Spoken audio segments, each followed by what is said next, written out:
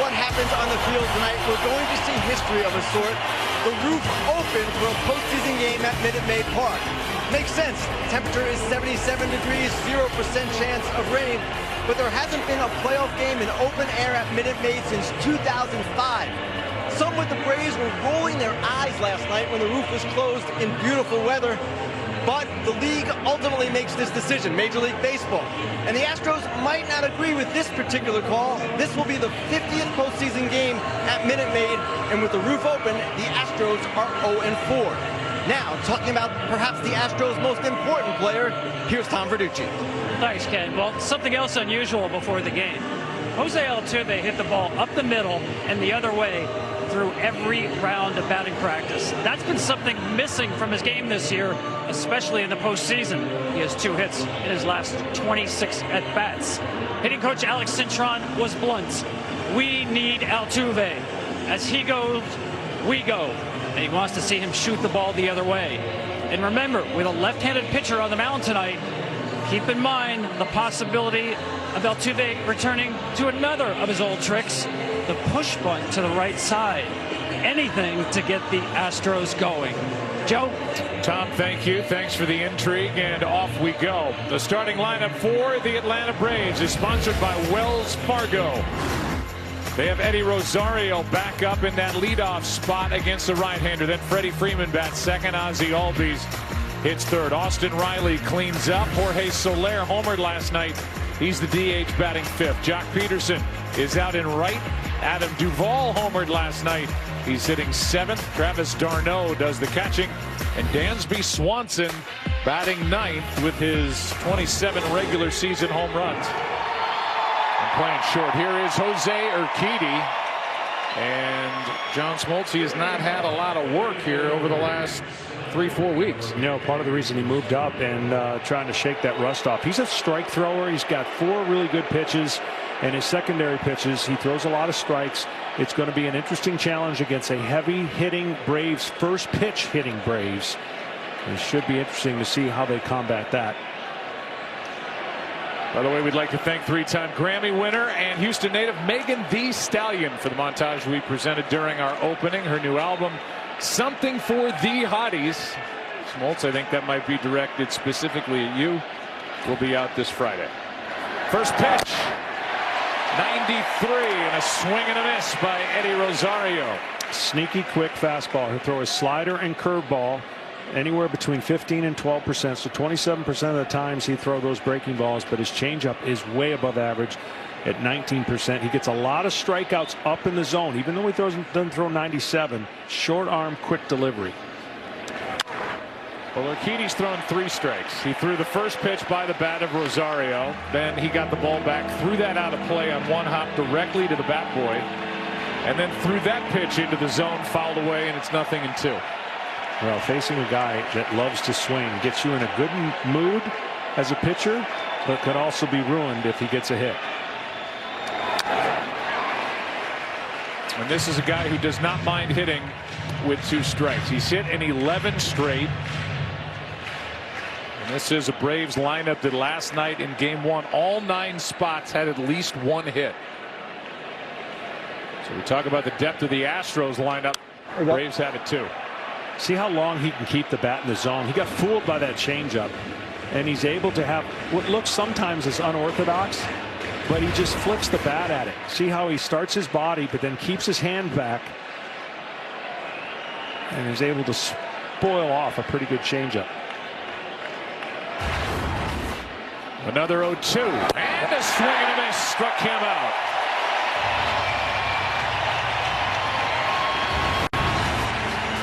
Defense not needed after one batter, but it's Brantley in left, Siri in center, and Tucker in right. Around the infield, very good defensively. Bregman and Correa on the left side, Altuve and Gurriel on the right side, and Martin Maldonado is Mr. Everyday behind the plate for Houston. Here's Freeman. Ball 1 up and in. This will be a challenge facing Freeman. Really good, stays on all the off speeds, really good against changeups, doesn't commit. Might try to beat him with fastballs tight to his body and up. And you can see that theme being played out in the first 2 pitches.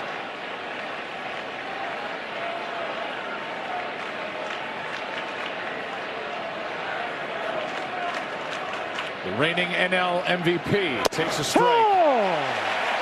Home plate umpire tonight, Ron Kolpa, working his second World Series. And you can hear him loud and clear in your living room. Here comes a 2-1 to Freeman. That's a key. That was off the plate. So just watch the strike zone today. For each pitcher, they want different results. I'll talk about what Max Fried wants, the other side of the plate, into right-handers. It's not a small thing. I like the pace that Urquidy has. Yep. I mean, he's, for the most part, he's waiting a bit here on 3-2, but he's getting it and throwing it. 3-2 to Freeman. He got him looking 2 down.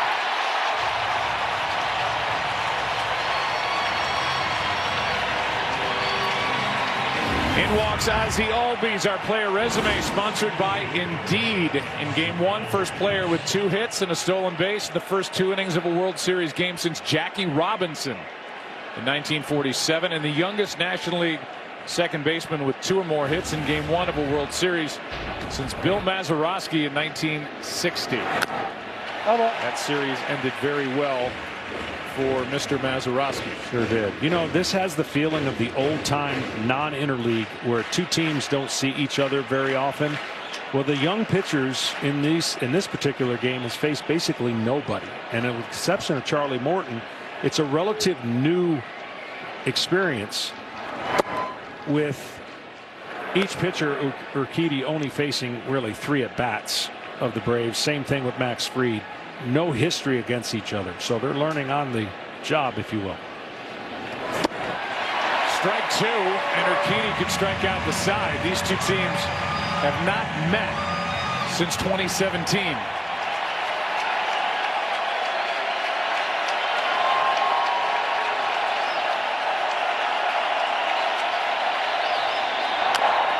A swinging bunt. If it's fair, it's a hit, and it stays on the grass and stays fair for a 2-out infield single for Albies. When things are going good, the ball rolls like that. It is amazing, and we're already seeing the evidence of that great changeup. Even though this ball, that's how you want him to be hit, right? Had funky spin that allowed it to stay right on that line, and expect Albies to try his best if he picks the right situation to steal second. But I'm sure they would like Riley to be able to swing away. His power speaks for itself. Albies stays put. Strike 1 on Austin Riley. Ozzie Albies last night won America free tacos from Taco Bell with that first inning stolen base. Not only that, the base that he stole going to the Baseball Hall of Fame in Cooperstown to celebrate his achievement of winning America free tacos. That is out of play, and again Urquidy is in a spot to be able to strike out the side here in the first inning. Well, he throws his fastball / cutter around 75% of the time for strikes, so that's something he has in his back pocket. What he wants to be able to do against these right-handers is get him fishing away with his breaking ball. We've seen the changeup. We haven't seen the slider yet against the right-hander.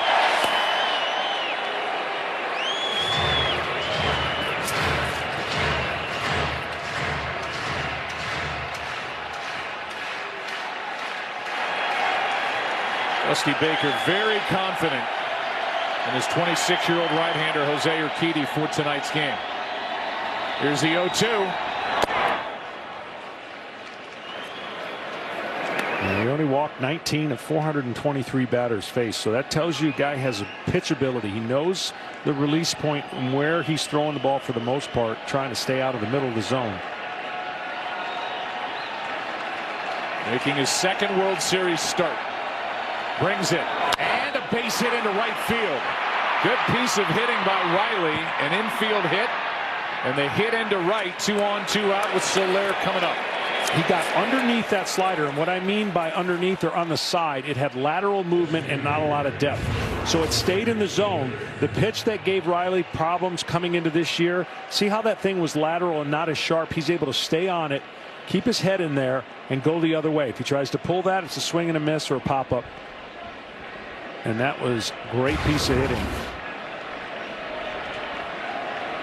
Urquidy has worked only an inning and 2/3 coming in over the past 24 days. Now with Soler, you don't want to throw him many strikes. I know that sounds crazy, but Outside. he crushes the strike zone. Doesn't have much to show for anything outside the strike zone with movement. We already saw his checking in power with a leadoff homer. He's got plenty of power.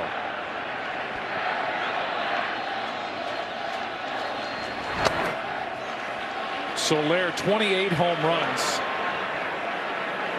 all in this year, and they averaged 421 feet.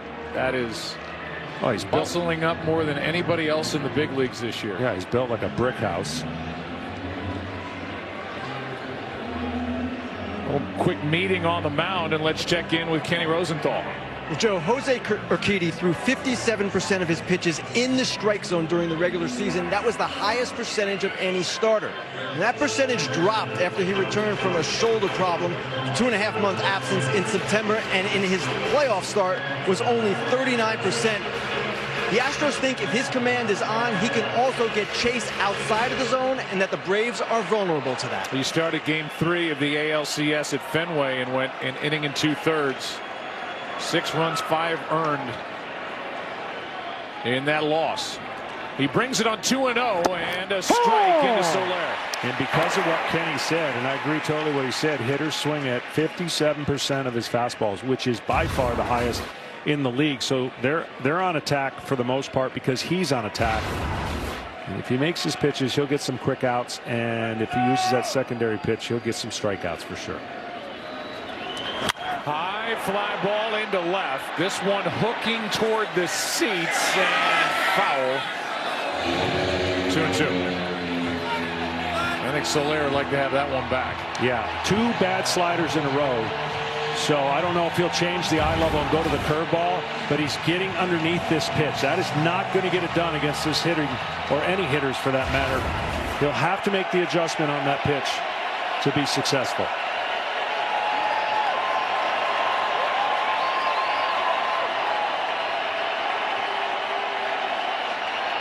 Struck out the side.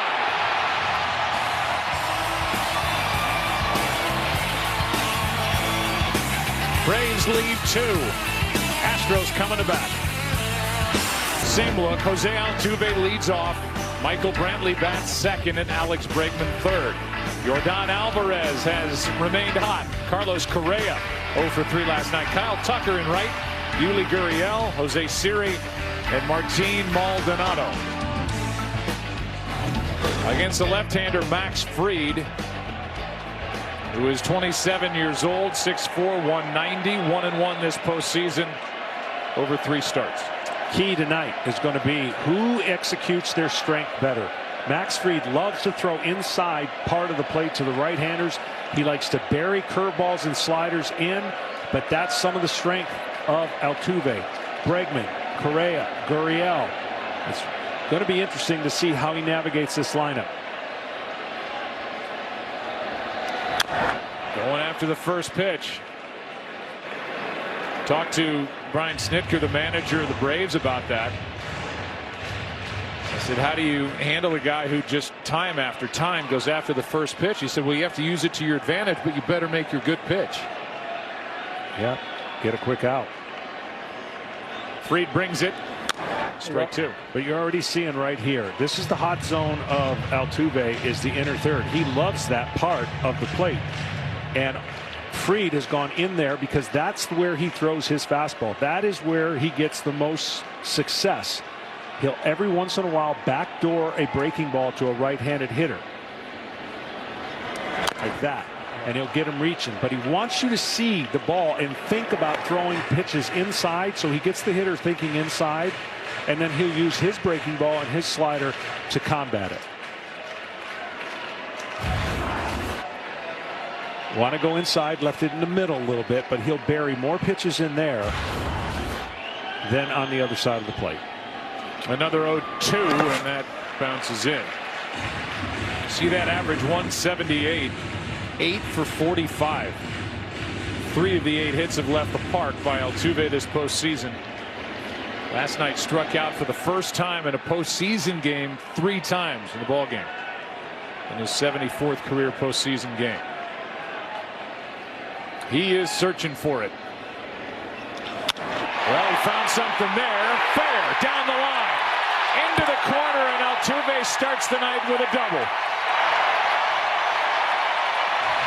Well, Joe, strength on strength, and Altuve wins the first battle.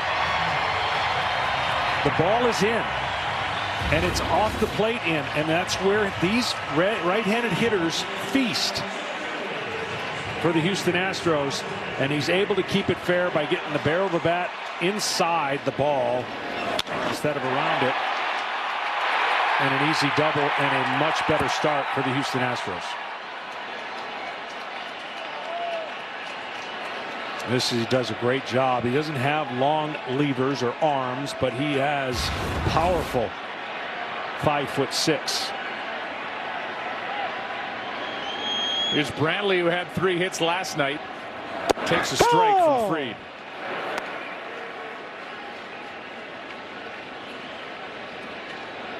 Three hits last night was the 17th career multi-hit game in the postseason for Brantley. Tied for the most all time with more opportunities these days, and tied with his teammate Yuli Gurriel. As solid as they come.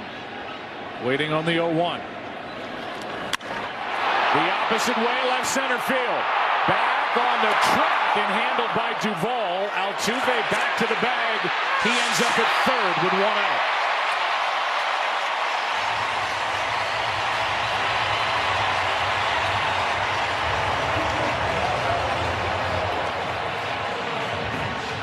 I was really intrigued, and still am, about this game and how Max Fried is going to maneuver this lineup. Typically, as a pitcher, when you're in a big game, you stay with your strengths until the opposing players or hitters make you change or deviate, because you're going off of what you do well. And this is just a classic, going to be mano-a-mano. The hitters we've already shown you why they're the best offense in baseball. And this game will be a challenge for Max, as good as he is. Astros waiting for Bregman to bust out of it. He takes a strike on a good pitch over the inside corner. 0 for 4 last night. Again, the big 3 right-handed bats. A combined 0 for 12 with a walk and 6 strikeouts. Altuve, Bregman, Correa.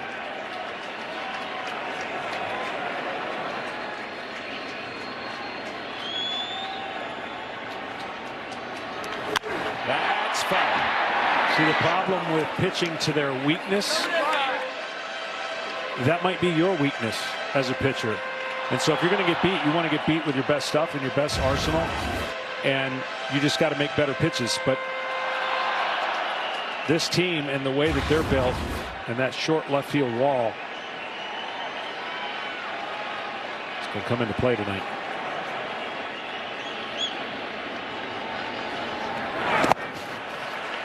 Bregman with 13 career World Series RBIs. That's the top total among active players. Last night, Houston 1 for 9 with runners in scoring position. After hitting .378 against the White Sox and .341 against Boston.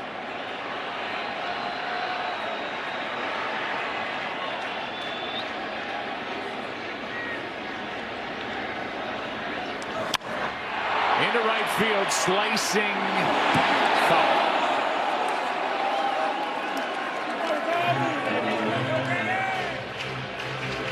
On the Fox Bet Sportsbook app, they have the Astros hits total at over/under 8.5. Good number again, but I think these Astros are ready to get over 8 hits, so 9 a winner. What if they get 8.5? Then something's wrong. 1 ball, 2 strikes, runner at third, 1 out.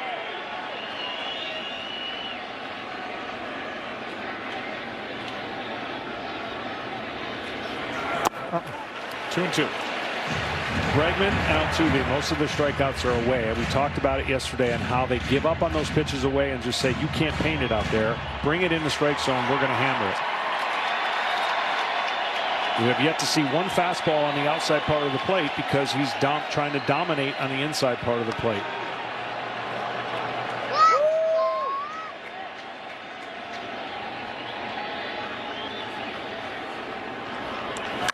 Into center field. Back is Duvall, tagging, scoring Altuve. And the Astros have their first lead of this World Series, 1-0 in the first.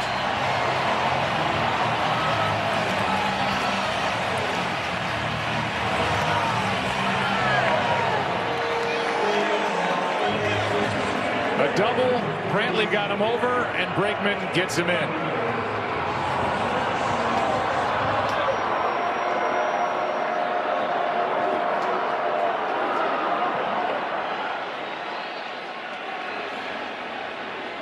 Fried working on 6 days of rest. Pitched a week ago in LA. An 11-2 team loss to the Dodgers. Went 4 2/3, allowed 5 earned. Here's Alvarez, ball 1. See these Astros, why you saw those categories where they led and everything. They have to be good at staying off the pitches, but also taking away the strength of the pitcher. On curveballs, for example, Alvarez, one of the best against left-handed curveballs, breaking balls. 2-0.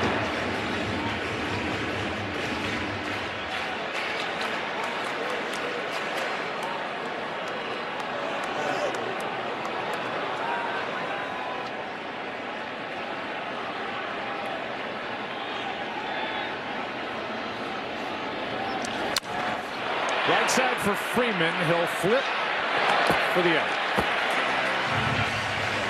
Well, as Jose Altuve goes, so go the Astros. A double down the line, moved over and scored on this by Bregman. 1-0 Houston after 1. The Astros are playing in their 4th World Series as a franchise, 3rd in 5 years, and Jose Urquidy is the first Houston pitcher with 3 strikeouts in the first inning of a World Series game. Accomplished that in the first inning by getting Rosario, Freeman, and with 2 on, Soler. Breaking ball in for a strike to Jock Peterson. That's the pitch I think will help complement and get the hitters off the slider, but he has 4 ways to get you out. And that's where he loves to go, and it's sneaky quick. See, you don't have to throw a bazillion to get hitters to swing. You have to make it enticing and get it to the right area in the top of the zone. He gets a lot of strikeouts.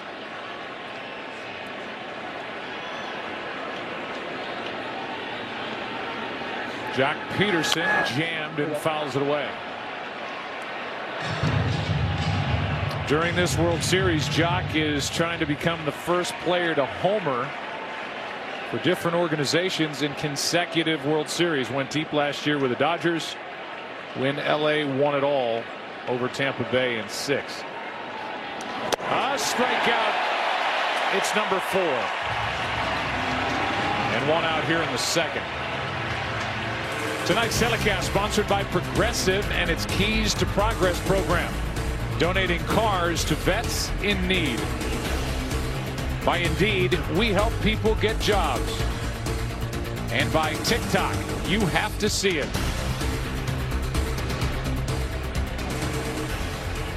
1 out. The batter is Adam Duvall.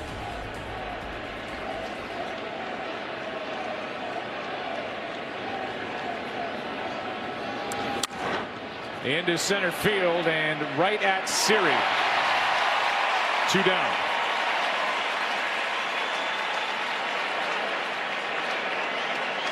Well, both managers desperately would like to see their starters give them some depth. And of course, Atlanta, having lost Charlie Morton yesterday, and they're not even sure what they're going to do in game 4 and 5. Dusty's in the same boat. He'd like to get some more innings out of his starter and then leverage his bullpen, which I believe is deeper, and can kind of put away a win late. Early returns good on Urquidy. Strike one on Travis d'Arnaud. Went 1 for 4 last night. Scored a run. Strike two.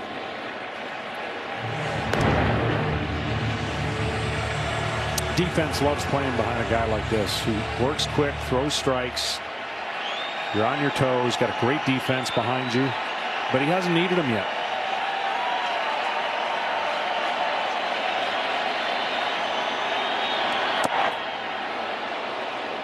d'Arnaud stays away. Just over 3 months during the regular season with a tear in his left thumb. Last year had a breakout season with the bat. 1-2 pitch. Inside. 2-2.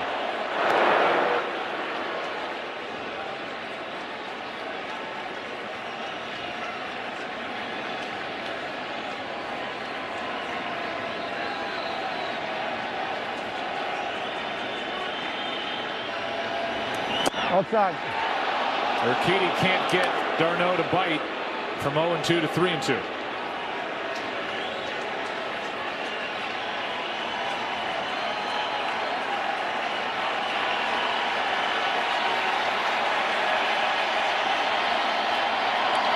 That's hammered into left field, and this game is tied. Home run, Travis d'Arnaud. His first of this postseason, and it's 1-1 here in the second.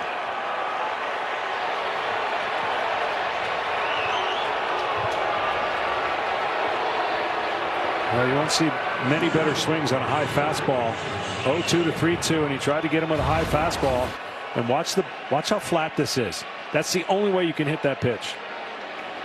Flat through the zone, not a big arc. Everybody talks about launch angle to hit a home run. This is perfect for a short left field porch and a pitch that was up. Good pitch here to Swanson, strike one. Urquidy only made 20 starts, twice was on the injured list with shoulder issues.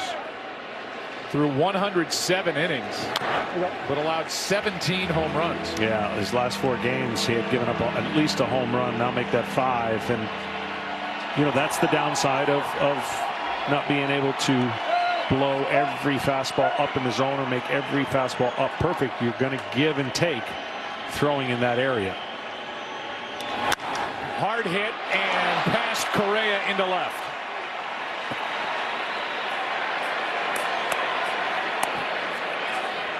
A rocket off the bat of Dansby Swanson in the top of the second inning continues. Back to the home run by d'Arnaud. See, to me, the Braves are one of the sneakier, best hitting fastball hitting teams in the league, and so you use your fastball to get ahead, but then use your secondary pitches to miss bats. And he throws a lot of strikes. I mentioned with 2 strikes, he has a high strike percentage. Once he has 2 strikes on the hitters, that's when you don't need the high strike percentage per se against teams that will swing and miss a lot. Now d'Arnaud has to put the gear on for the other part of his job tonight, catching Max Fried after tying it, and Eddie Rosario, who struck out his first time.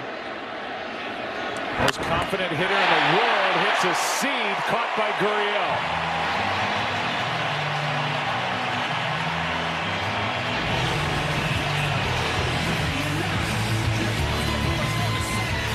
The home run by d'Arnaud. Game 2 is 1-1 into the bottom of the second here in Houston. Bottom of the second inning. Correa out in front of that pitch from Fried, strike one. 1-1 game after the home run by Travis d'Arnaud. Sac fly by Bregman in the bottom of the first. Correa, Tucker, and Gurriel. Fried will throw that pitch a lot. He has good feel for that curveball. But if he does get 2 strikes with Carlos Correa, I'll be interested to see if he goes up and in the strike zone. Carlos commands the strike zone other than 1 spot. Strike 2 on the Astros shortstop. Correa 11 for 40. 1 homer and 6 RBIs this postseason. fooled there, and he strikes out. One away in the second. Pitcher profile for Max Fried is sponsored by DirecTV Stream. Last 12 regular season starts, the record, the ERA 1.5, the strikeouts to walks. And there are his numbers over his first 7 career postseason starts. Yeah, he can get on a roll. Last year he was undefeated going in. Here's that breaking ball that comes out with a good arc and good change of speeds. And here's these pesky lefties that have been great so far for the Astros. Nope. Tucker takes a ball. You got Kyle Tucker hitting in the number 6 spot. He was 2 for 4 last night. And he's been as hot as there is, with the exception of Rosario and Kike Hernandez. And then Gurriel, the next hitter, hitting 7th, led the American League in batting. That's a strike. 1 ball, 1 strike. Well, it's interesting nowadays because of the rules of bringing in relievers and facing 3 batter minimum. You know, you got to construct your lineup a lot differently than you would. Normally you put your best hitters from top to bottom and you don't care who they bring in. But now, even talking to Dusty, he has to couple equations come into play. A, you don't want back-to-back double play guys. B, you don't want back-to-back strikeout swing and miss guys. So you're trying to space your lineup, and he loves when Gurriel could hit 7 because he loves hitting 7th, and he drives in a lot of runs in that spot. Into center field, Tucker, another hit, and on with 1 out here in the second. That'll bring in Yuli Gurriel. Well, this guy's tough to pitch to. I mean, you think, look at these hot zones. There isn't really many spots to go to, but I would suggest you stay away from going up because nobody hits the ball up better than he does. He can go to right field, left field, center. You're really going to have to get him to chase a ball down to his back of his ankle. And that's what I think Fried will try to do if he can, because fastball's up, his style of hitting, and a wide open second base would make me nervous. A star in Cuba. A rookie at 32 and a batting champion at 37. And I haven't seen many hitters impress you, John, in our time together like Yuli Gurriel impresses you. He's been awesome. He slugs against breaking balls against lefties. He slugs on fastballs. He just basically knows how to hit. 2 good pitches for strikes from Fried. It's 0-2. And if he keeps it down, he's got a better chance to get that ground ball where the shift is. If he throws his slider down from where that fastball is, that's where you'll get the rare swing and miss against Gurriel.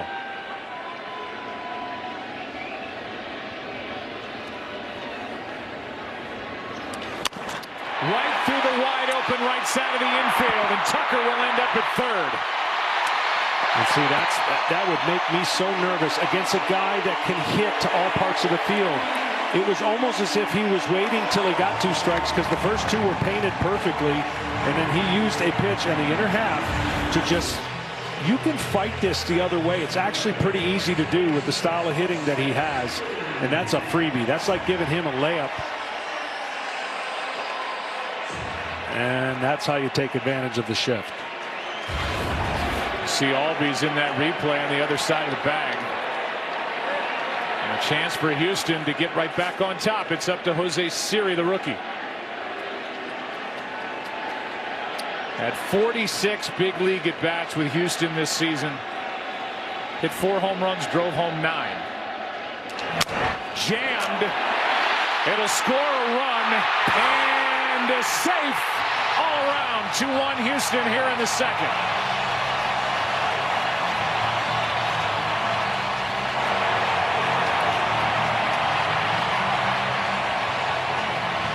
Talk about somebody getting down the line.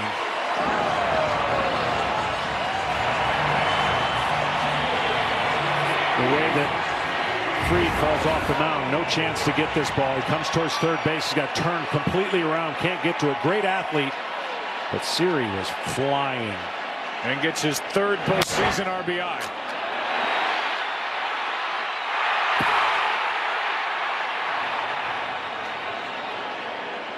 We said during the ALCS that Dusty Baker told us that he thinks Siri has as much talent as anybody on his roster. Power, speed, can defend.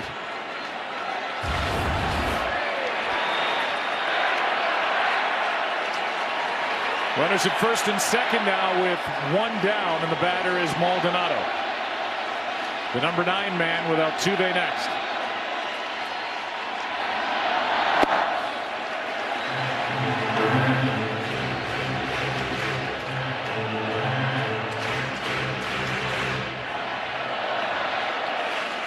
For me, I know the numbers show what they show, but you'd have to be almost an impossibility to hit the ball the other way, to shift with a quality pitcher on the mound who can make his pitches. I just don't understand it against Gurriel. Good pitch by Fried, had Maldonado fool, the ball on a strike.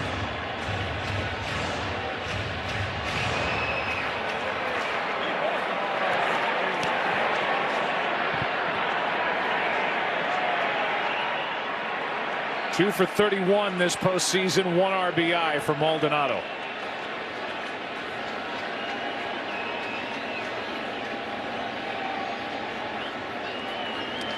Left side, base hit. Here comes Gurriel.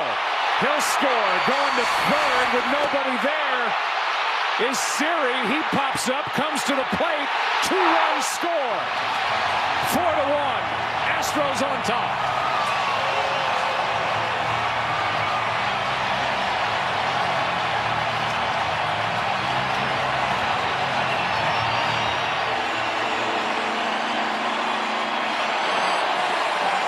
Well, there are a couple things wrong here with the rotation of Riley being the cutoff guy. He went really deep, and you're asking your shortstop to come all the way over after fielding. It was a little slow to get to third base, and Rosario saw correctly what he thought he could get the out at third, but there was nobody there.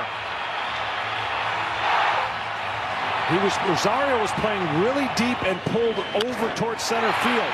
Here's where Riley's going. There's no play at the plate. It's too late for Riley. And then you saw Swanson could not rotate over to third base. Heads up base running, aggressive base running. And the Astros are coming out hot with 4 runs already.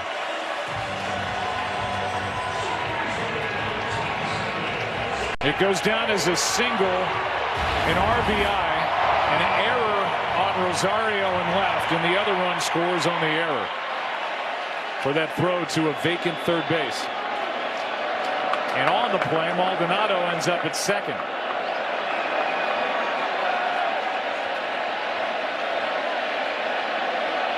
A visit to the mound by Rick Kranitz, trying to settle down Fried. The bottom of the order has ganged up on him.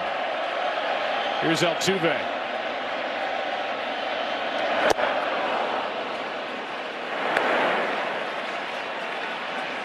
A double and a run scored back in the first.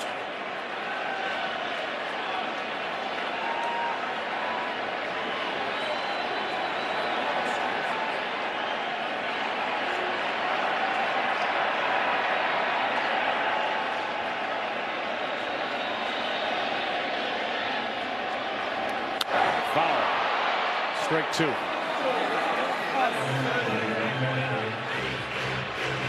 This offense feeds off of itself, and what I mean by that is they have momentum and continuity when each guy passes the baton on. It starts with Altuve, and then each one brings a set of skills that just complement the entire team. Hard to strike them out, hard to miss bats.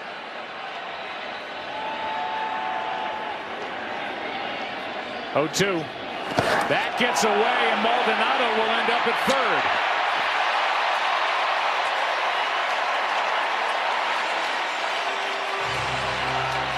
And not much going right for Atlanta here in the second. No, they don't have to bring the infield totally all the way in because Maldonado doesn't run very good. But the more you bring the infield in, the better Altuve is at jam shot, bloopers, because you know he wants to swing. So they can play it kind of semi-halfway, not at the grass.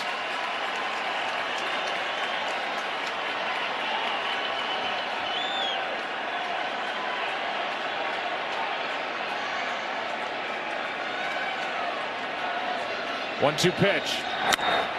Flipped into shallow center. Duvall is there. Tagging is Maldonado, and he stops.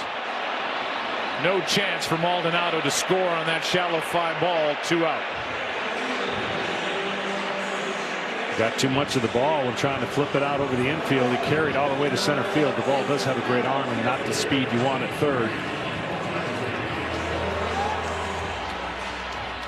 Brantley, normally pretty patient, has been not impatient, but attacking a lot of first pitches, especially off of left-handers. And so let's see how aggressive he is here on first pitch with 2 outs. 4 hits, an error, a wild pitch mixed in. 3 runs home, 4-run lead, and a chance for another, maybe 2.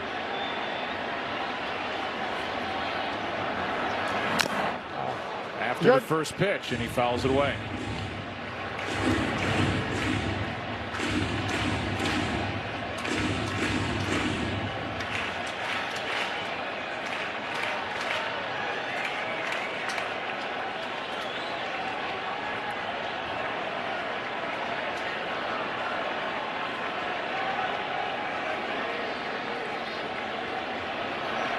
A 1 pitch is down. A ball and a strike.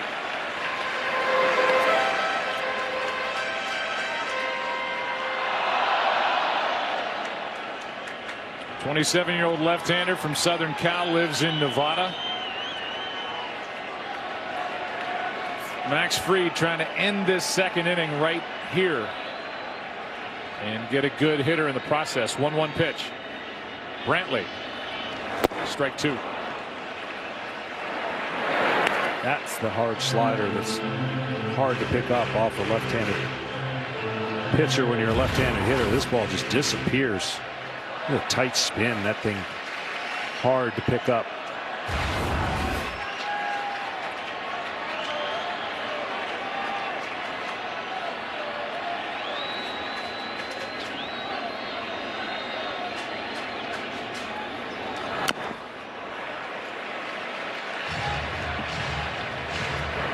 Max Fried, too bad he's had to pitch on the road.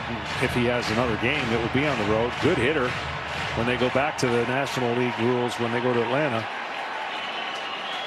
Gonna miss his bat as a pitcher. In this upcoming series in Atlanta, maybe the last time we see pitchers hit. Yep. With a new collective bargaining agreement to be put together, most believe there'll be a universal DH. Outside. That's outside. And the count 2-2 on Brantley.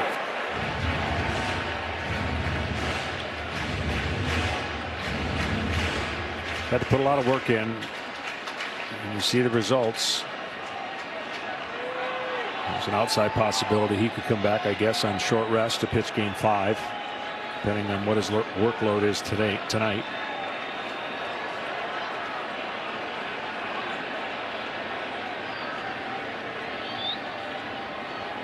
Two-two pitch. Base hit. Another run. It's 5-1 Houston. Brantley delivers with 2 down.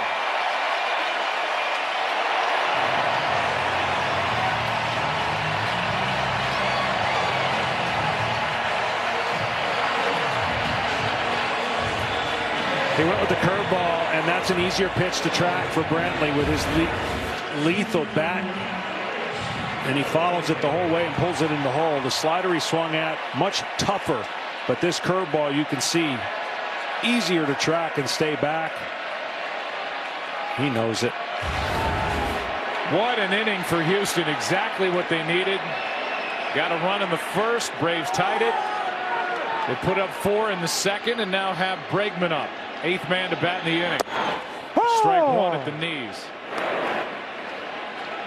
And see, that's if Max is going to stay in the game. Unfortunately, I started out the game by talking about his strength versus their strength, and now he's going to have to find some pitches on the outside part of the plate because he hasn't made enough quality pitches where he is comfortable going, and the hitters have basically taken away any mistake he's made middle to middle in.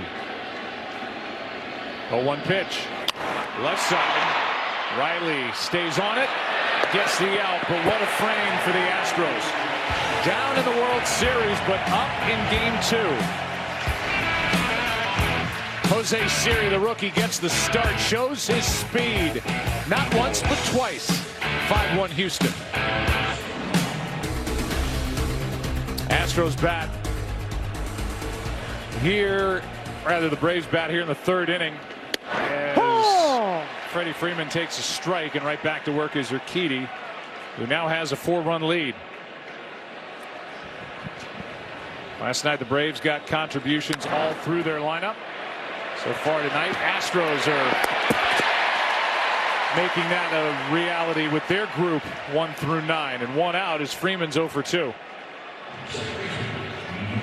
Bring in Ozzie Albies. Get your game on at MLBshop.com. Authentic on-field caps, tees, hoodies, and more. Get all your World Series Astros and Braves gear and wear what the champs wear at the official source, MLBshop.com.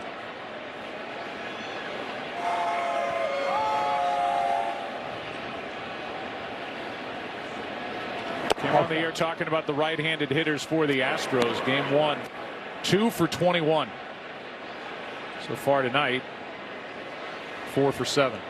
Yeah, and you know what? Max Fried can handle any right-handers. Here's one off the end of the bat. This one rolls out to Correa, 2 down. But we're not talking about just any right-handers. I mean, each one of them have that similar strength to where they command the inside part of the plate, and so they've executed much better tonight, and they're giving their pitcher, which I think is crucial, by the way, that room early in the game. 5-1 lead when you're in a World Series game, to get through a couple mistakes and have some freedom to breathe.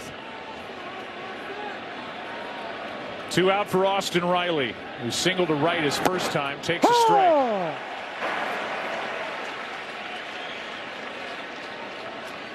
Riley had a hit last night, 1 for 1 tonight, but for a guy like Urquidy with all this rest,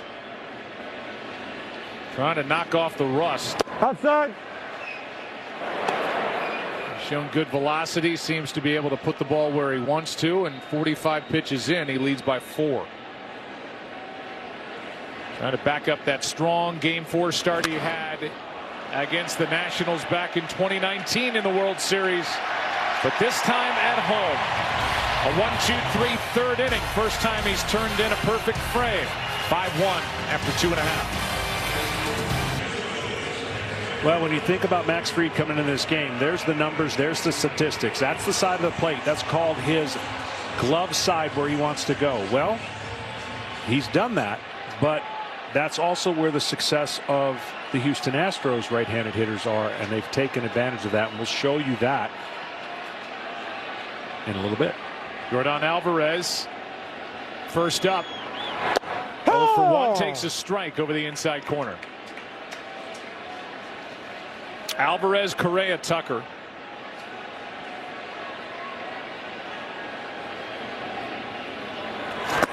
Totally fooled is Yordan, strike 2.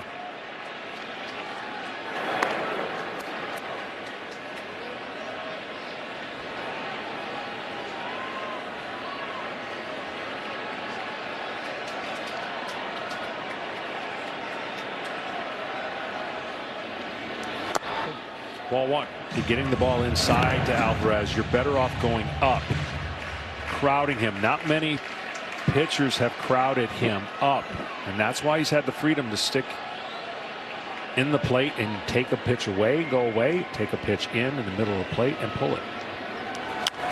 That's out of play. Max Fried, as he enters this 3rd inning. If you combine tonight and that rough start he had in Game 5 of the NLCS, has gone 6 2/3 innings pitched. He's allowed 9 earned runs. His previous 9 starts over 53 innings, he had allowed 9 earned runs. Yeah.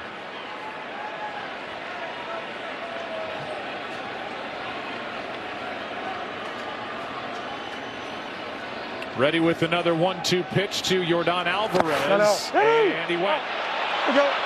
A strikeout for out number 1 here in the 3rd inning. Well, when you think about Altuve, he loves it in there, and that's where he got one of his hits. Gurriel, even though it was down, loves to hit in the inner half. And Maldonado, who's been searching for hits, gets one on the inner half, and the left-handers take advantage of 2 pitches in the middle of the plate. So It was going to be a very big challenge for Max Fried against this lineup when they knew they were going to be hungry to get some runs after losing game 1. In at the knees for a strike to Correa.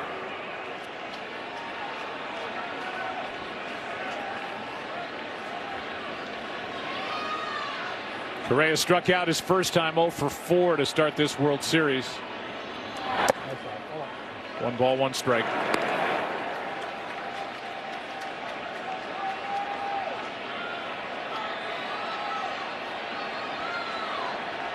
Pitch number 51 on its way to Carlos Correa. Left side, right into the heart of the defense. Swanson. 2 down. And the batter will be Kyle Tucker. Tonight's telecast sponsored by Geico. Happy Geico-ween. Switch to Geico for more ways to save. And by Steal a Base, Steal a Taco, only at Taco Bell.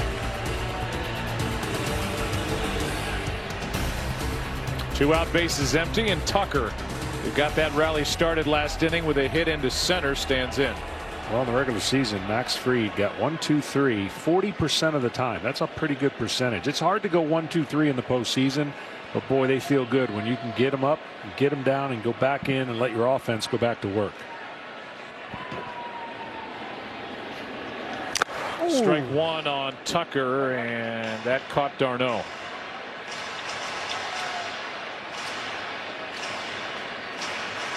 And he tells Tucker he's fine. Ron Coppola gives Travis a chance to shake that one off after it caught him on the right knee. Really don't know how catchers do it. Oof.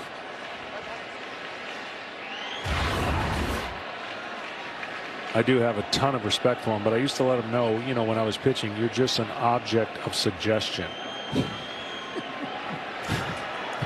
You tell me what you think, I'll do what I do. Yeah. You catch it and figure it out. That's down and away. 1 ball, 1 strike on Tucker.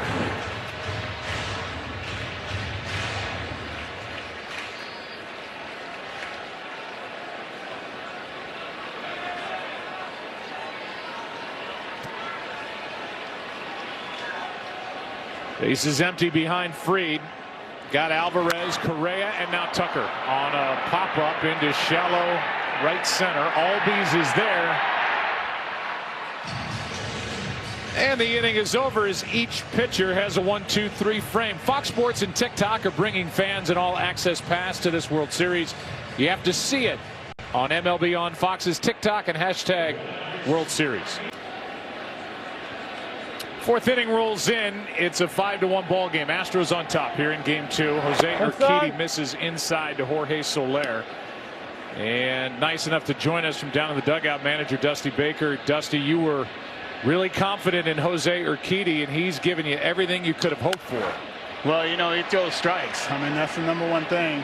And just every once in a while, he'll end up throwing too many strikes. But, you know, you wonder about, is there such a thing? But you know, I mean, he can pitch. He can really pitch. Last night the Braves got hits out of every spot in their lineup, and tonight your deep lineup is doing its thing. The bottom of your lineup is red hot, and Tucker and Gurriel about as good as there is in baseball. It's 6 and 7 in your lineup. Yeah, that's a good point. And you know, after that, you know, Siri came up with the big RBI and some daring base running, and then Maldi come up with the, you know, with the big hit, and then it rolls around back to Altuve and Michael Brantley, and I mean, Michael's on fire. You know, when he starts getting a bunch of hits, I mean, he can get a whole bunch in a short period of time. Yeah, there's nobody that swings the bat any prettier than Michael Brantley. He's fun to watch. Yeah, he is fun to watch, and you know, he's fun to watch his batting practice because, you know, he works on it.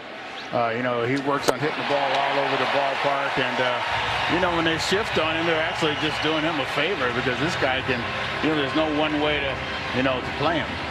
Well, you're a daring man. I know it hasn't gone well with these interviews during the postseason, but you said you'd do it, and there was a strikeout, and we're just going to leave well enough alone and say thanks, Dusty.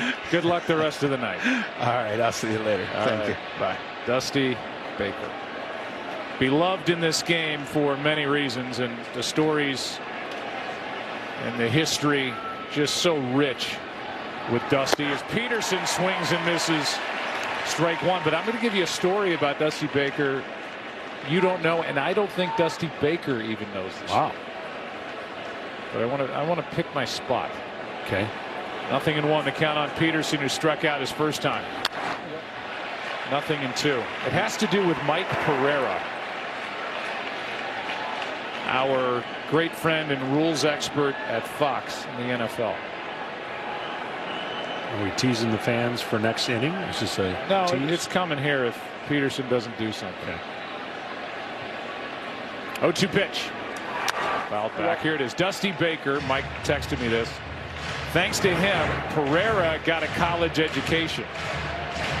He committed to Santa Clara out of Del Campo High School in Sacramento. He got drafted. Dusty by Atlanta, signed instead of going to Santa Clara. That opened up a scholarship, and Mike Pereira took that scholarship and played baseball. Here's a little roller up the first baseline, foul. And Pereira said he's never met Dusty and never had a chance to thank Dusty Baker for foregoing that opportunity, which opened up a spot for our friend Mike. Huh. Now you got to finish the story on how he transitioned into football. We got to get the rest of that. We'll do that in game 3. Okay. Okay. 0-2 pitch. Struck him out. A foul tip hung on to by Maldonado, and 6 strikeouts for Urquidy. Speaking of Mike Pereira, we'll be checking in with him, hopefully for nothing too controversial. The Green Bay Packers visit the Arizona Cardinals on Thursday Night Football tomorrow at 7:30 Eastern on the air on Fox. 6-1 meets 7-0. Man, they jacked those guys up in the caricature. Huh? Oh, I know. If I was one of those guys, I'd say I want that. I'm putting that on my wall.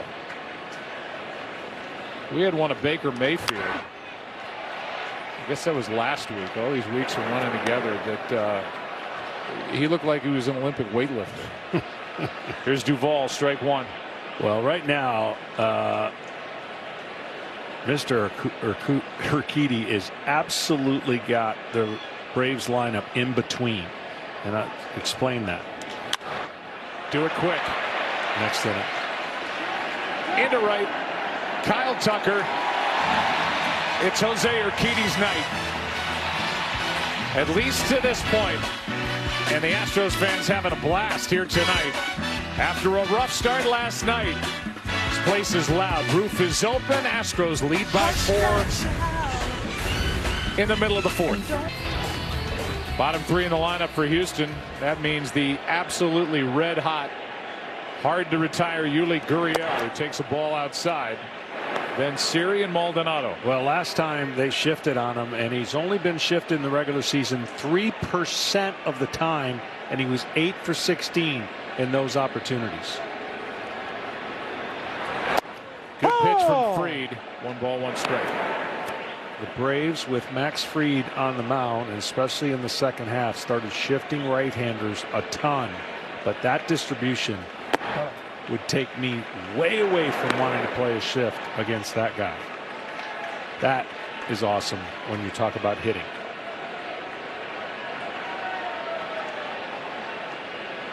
Albies on the right side of the bag as we look out from behind home plate. He was on the other side of it when Gurriel got a base hit into right to really keep the line moving.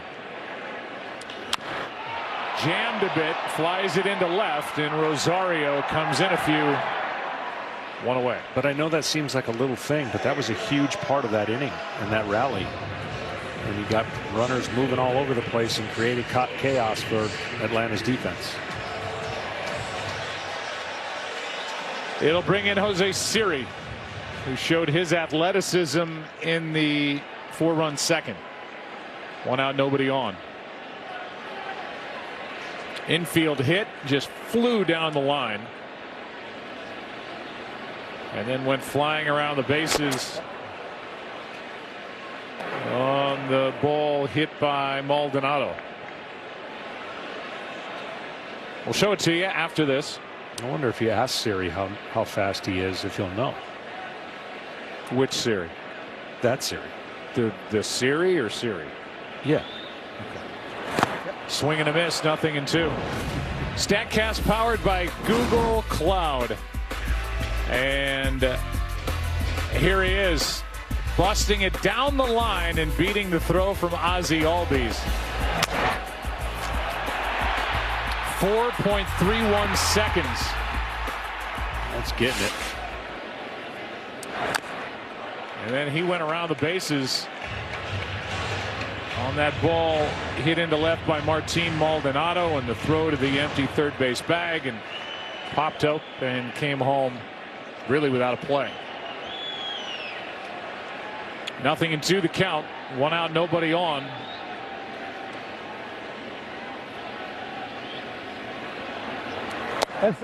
Inside Kenny.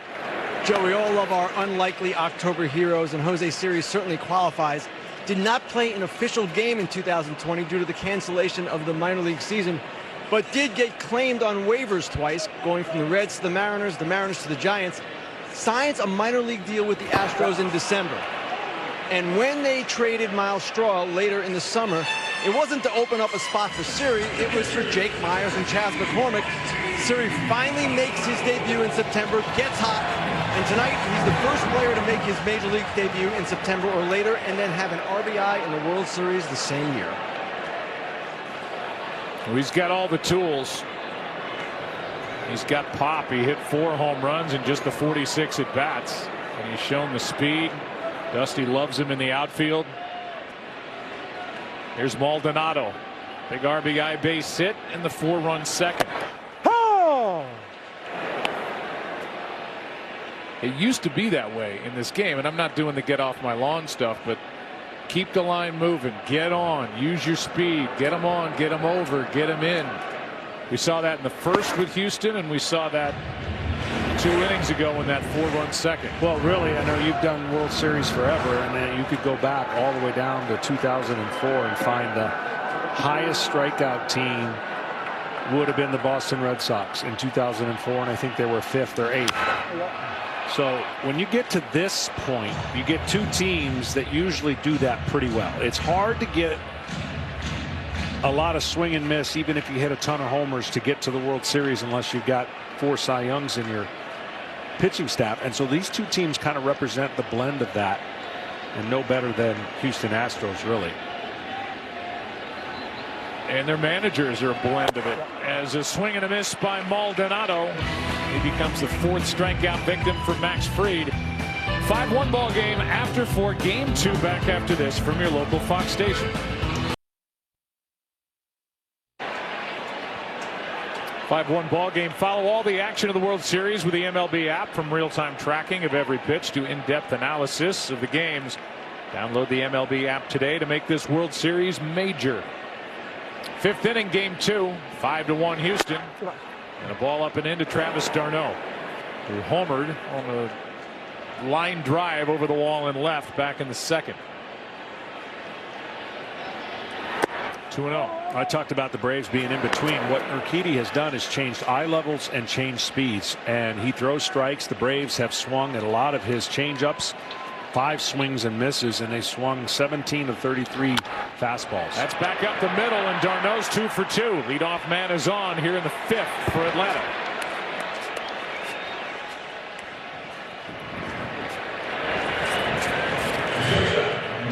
d'Arnaud homered in the 2nd inning. He had the highest odds to hit a home run of any Atlanta player. So a $10 bet returns 60 if you bet him. And he's 2 for 2 now. Swanson stands in. He hit a bullet for a base hit back in the 2nd. 2 for 4 in this World Series. And d'Arnaud hasn't hit a homer at home, so that's his 8th homer on the road. Hard to believe he hasn't hit a homer at home. I know he's been hurt most of the year, and so it's not a huge amount. Back home the Braves go. Travel day tomorrow. Game 3 on Friday in Atlanta. Luis Garcia, Ian Anderson. 0-1 pitch. Breaking ball again. Fouled away. Strike 2.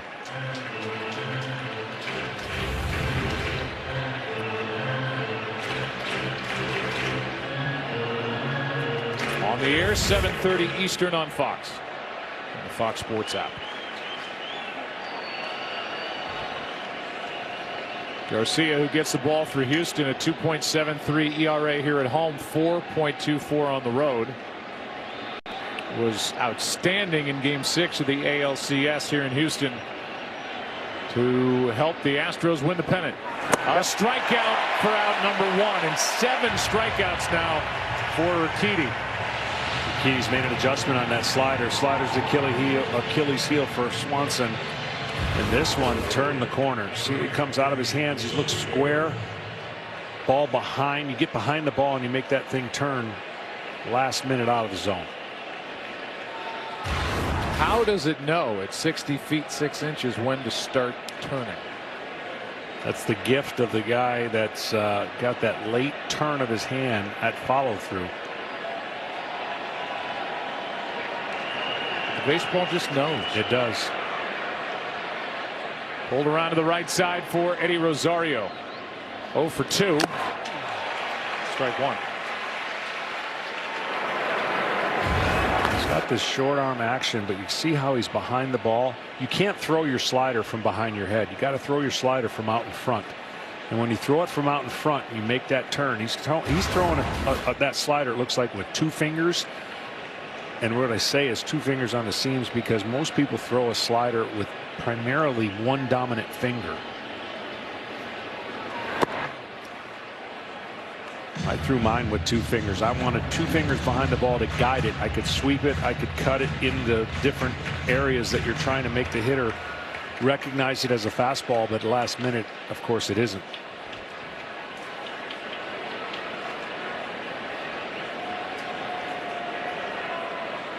One ball, 1 strike on Rosario. He is struck out and lined out.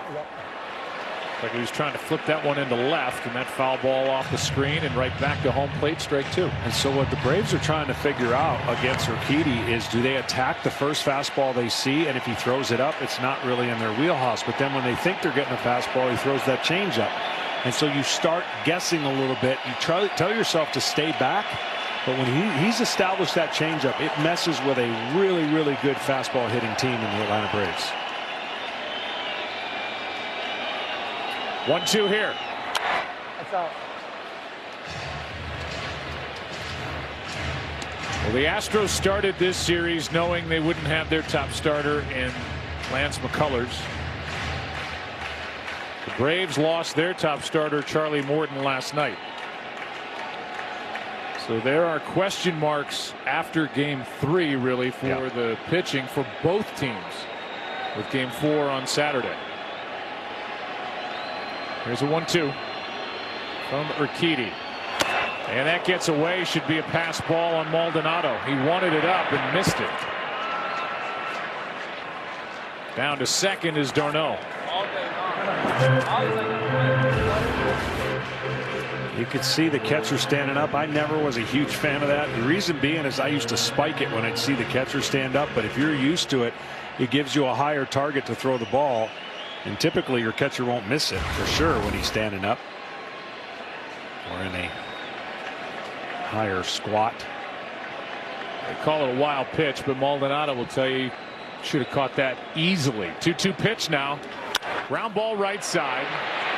Correa to his left, 2 out. Over to third goes d'Arnaud.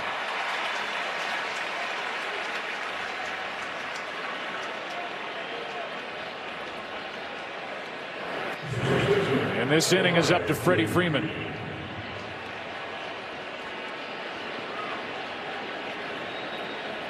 He struck out, grounded out. Only 70 pitches thrown by Urquidy as he's trying to get through 5. And a dominant strike thrower. As we heard Dusty say earlier, sometimes too many strikes. Yeah, if there is such a thing. I threw that in there, but he's happy with his starter right now, and he's using his eyes. Outside. And what I mean by that is Dusty is more apt to leave a guy in if he thinks there's not a lot of good swings against him. He doesn't really, I mean, he listens to the information, but he'll trump that with what he sees as evidence of Garcia going 8 innings. There you go. Or not Garcia, but Framber. Valdez going 8 innings in Boston. Yep.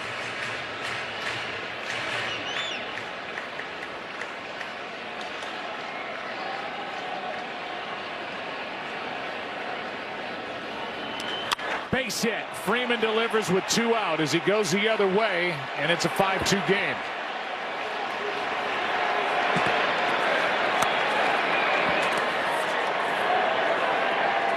Just a rope off the bat of Freddie Freeman. If there was a hitting competition in Lee's Park with these two teams, I'm putting Gurriel and Freddie Freeman with the ability to say, I need you to go left for power, left for single, center for single, center for power. They have the ability to do all those things. They're not a one-way. You can't just play them and pitch them one way. For the at-bat by Ozzie Albies, a visit from Brent Strom, the pitching coach, and we'll give you a quick word from Chevrolet. All season long, Chevy has celebrated essential and frontline workers as community MVPs. See all the ways Chevy cares at ChevyCares.com. Strom, a long visit out there to get action going in the bullpen for Houston.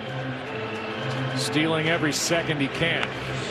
A little bit of that will be what they want to do in the first pitch to Albies. He's another high first pitch attack guy. He wants anything he sees over the zone. I don't think he goes up there looking for a pitch. He just looks for an area, and if it's a curveball, he'll swing at it. Changeup, he'll swing at it, and of course, a fastball. Yimi Garcia getting loose. 2 out in the inning, a run home. That is running at Gurriel, and that ends the top of the 5th. Braves get a run closer. 5-2 ball game halfway through it. Stay with us to find out how you can win the ultimate baseball road trip thanks to the leader in 5G coverage. It's time to win on the road, sponsored by T-Mobile. Astros got a run in the first, 4 in the second. The Braves with 1 in the second, 1 in the top of this 5th. The top of the order will bat here in the bottom half for Houston. Altuve, Brantley, and Bregman. I know Freddie Freeman listened to Tom Verducci's report about the potential of a push bunt by Altuve, but he's way in and off the line defensively, and Riley is about even with the bag. Strike 1 to Altuve.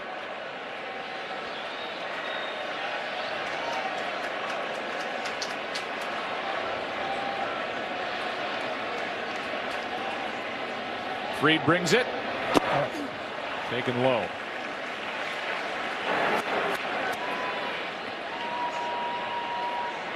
We saw Yimi Garcia get up for Houston in the top of this inning. Now it's their big right-hander Christian Javier who's getting loose. Here comes a 1-1 to Altuve. Riley. 1 down. Give you a comparison of the 2 starters here tonight. Fried not able to stop the bleeding in that 4-run second.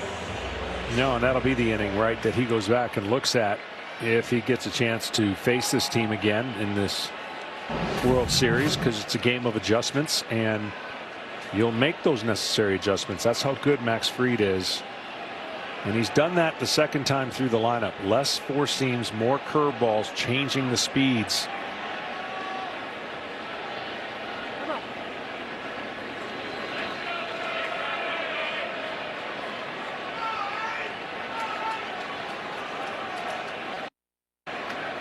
Brantley with a 2-out RBI hit his last time up.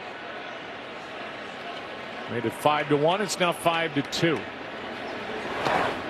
Ball 1. This one. That's right.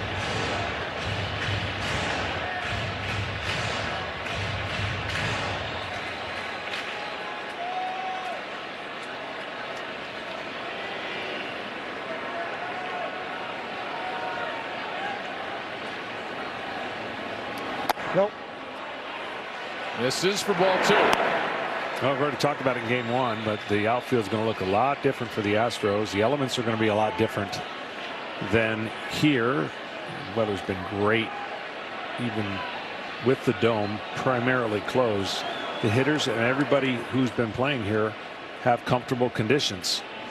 It might be a little different in Atlanta with some of the forecasts, and again, some of the changes that each club will have to make because there's no DH. Such a pleasant night here in Houston.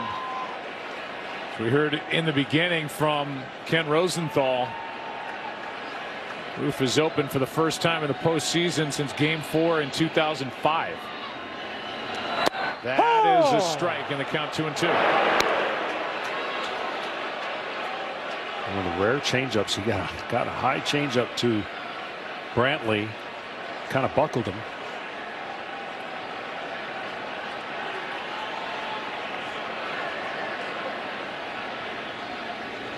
Yep.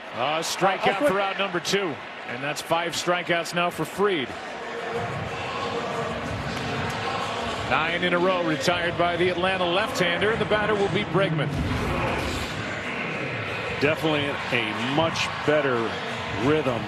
That pitch, not exactly where he wanted it, but then it set up the breaking ball for strike 3.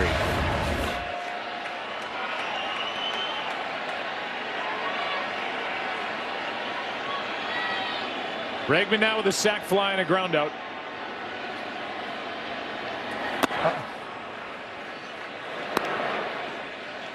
And I'll parrot what I said earlier in the ball game. Astros got to get Bregman going. Does have the sac fly. 0 for 5 in this series, and not a huge factor in the LCS. Takes that one over the outside part. 1 ball, 1 strike. Yeah, they pitched him pretty tough, and you know, rhythm for hitters comes and goes a little bit, and we definitely see some unbelievable performances in the postseason individually. Changeup fooled him there, and the count 1-2. See, that's the pitch that can be the equalizer. Even though he doesn't throw a lot of fastballs away, he can utilize what Urquidy used against a lot of the Braves, and that change of speed changeup will give the illusion of an outside fastball. Yep. Strikeout of Bregman, and 10 straight retired by Fried. Let's go to the 6th inning. Game 2 of this World Series. Astros up 3.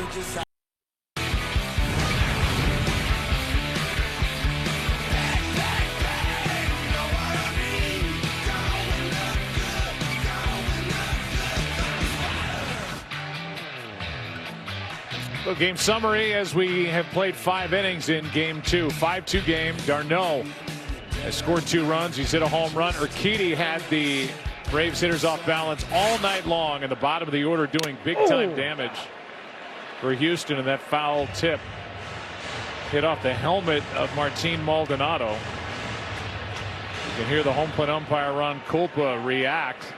Checked with Maldonado. He said he's fine. And the Astros dipping into their bullpen here tonight, and they have their ace in the hole here for the middle innings. He's been so good this postseason, Christian Javier. Yeah, I thought maybe he would be the 4th game starter, but right now Dusty Baker's trying to concern about banking a win in game 2.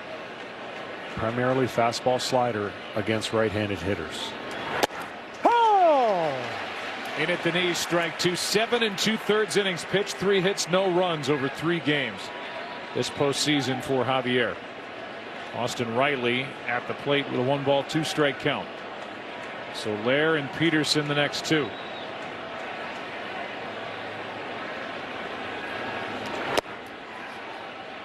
In a perfect world, it looks like if he could get the 6th, Stanek or Graveman gets the 7th, and either way the 8th, and then Presley. They like to use Stanek, Graveman, and Presley in their winning formula for the most part. 2-2 here. A strikeout starts the 6th.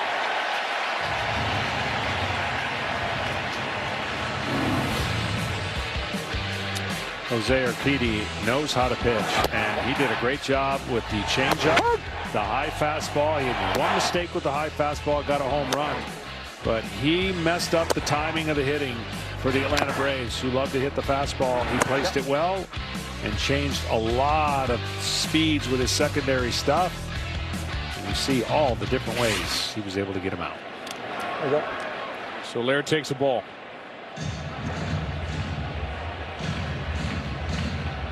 Jorge traded after hitting under 200 with Kansas City. At 269 with Atlanta. 14 of his 27 home runs. Drove in 70 on the year. Hard hit fair. Down the left field line, and Soler will dig for second and cruise in with a one-out double.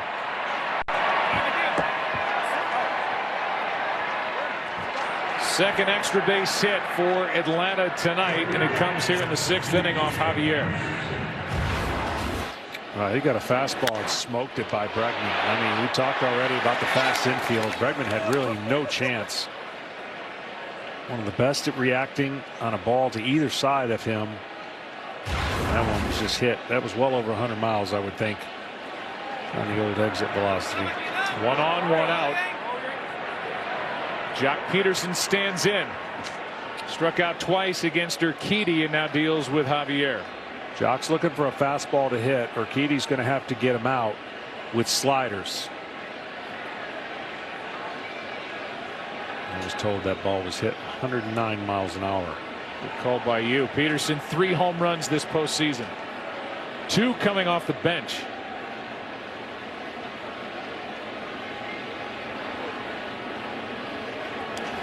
Jammed and fouled away.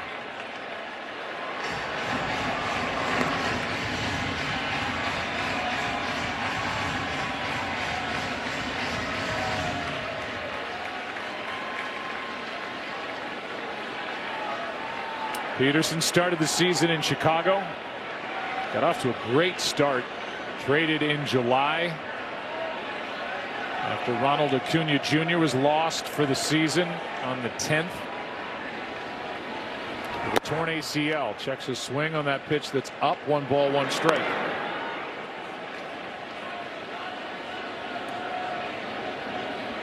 He talked about it in an article how he really didn't want to leave Chicago and thought Atlanta was going in a different direction, and then joined the team, and really everybody started taking off, including him when he first got there. He had a nice little start, and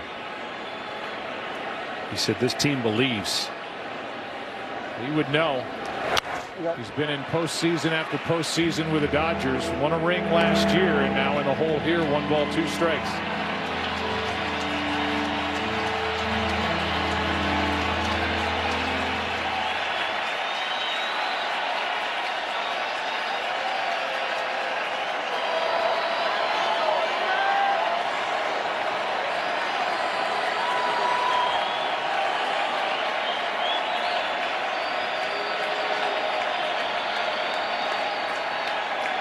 Javier ready, and a 1-2 pitch. Goes around the plate. 2-2. Jock tried to call timeout, and he took the hand off his bat to do that, but then quickly had to put it back as the pitch was being delivered. Right there he called timeout, but it's too late.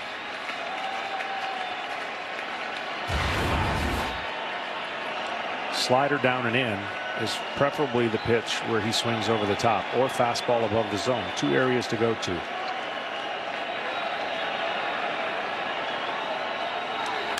Got under it, skies it into center. Siri is there. Soler will stay put. 2 down. And Peterson was yelling at himself all the way down the first baseline.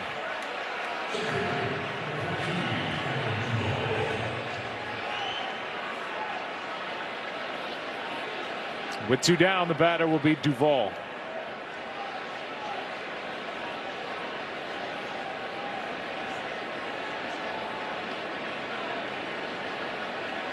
Adam is lined to center, fly to right. 1 for 6 in this World Series. Went deep last night. 26 home runs with runners on, the most in baseball. And this is a guy who has shut out the opposition with runners in scoring position. Soler at second, 2 out.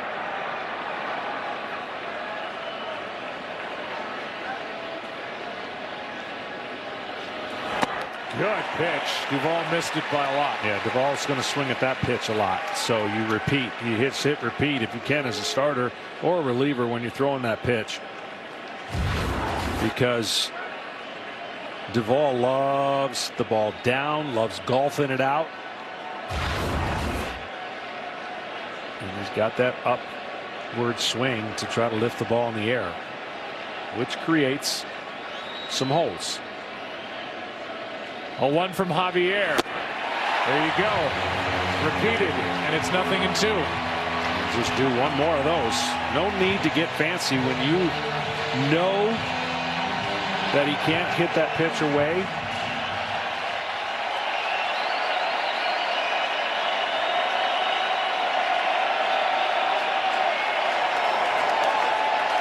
Problem is when they get two like that, they think they got to make the third one so perfect that they make it a non-competitive pitch.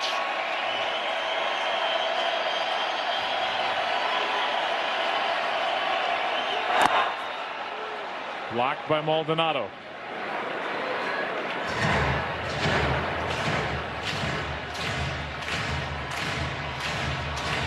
Maldonado involved offensively and defensively in this one. Big RBI hit and a run scored in that 4-run second.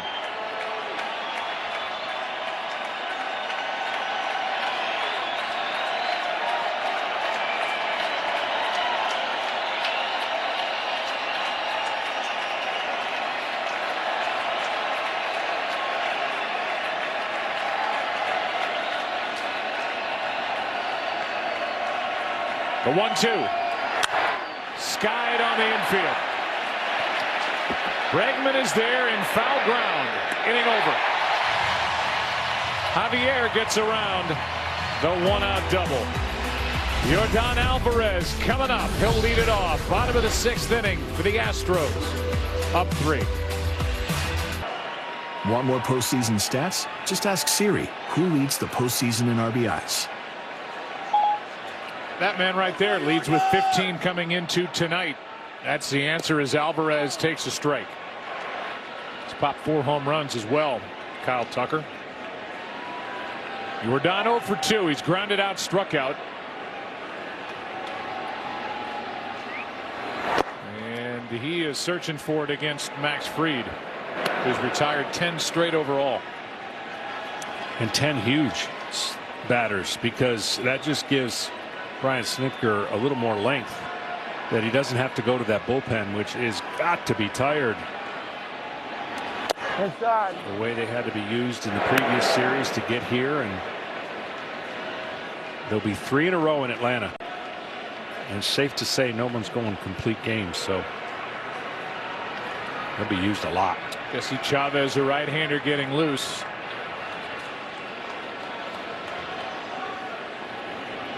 Fried behind on the count. 2-1 is down 3-1.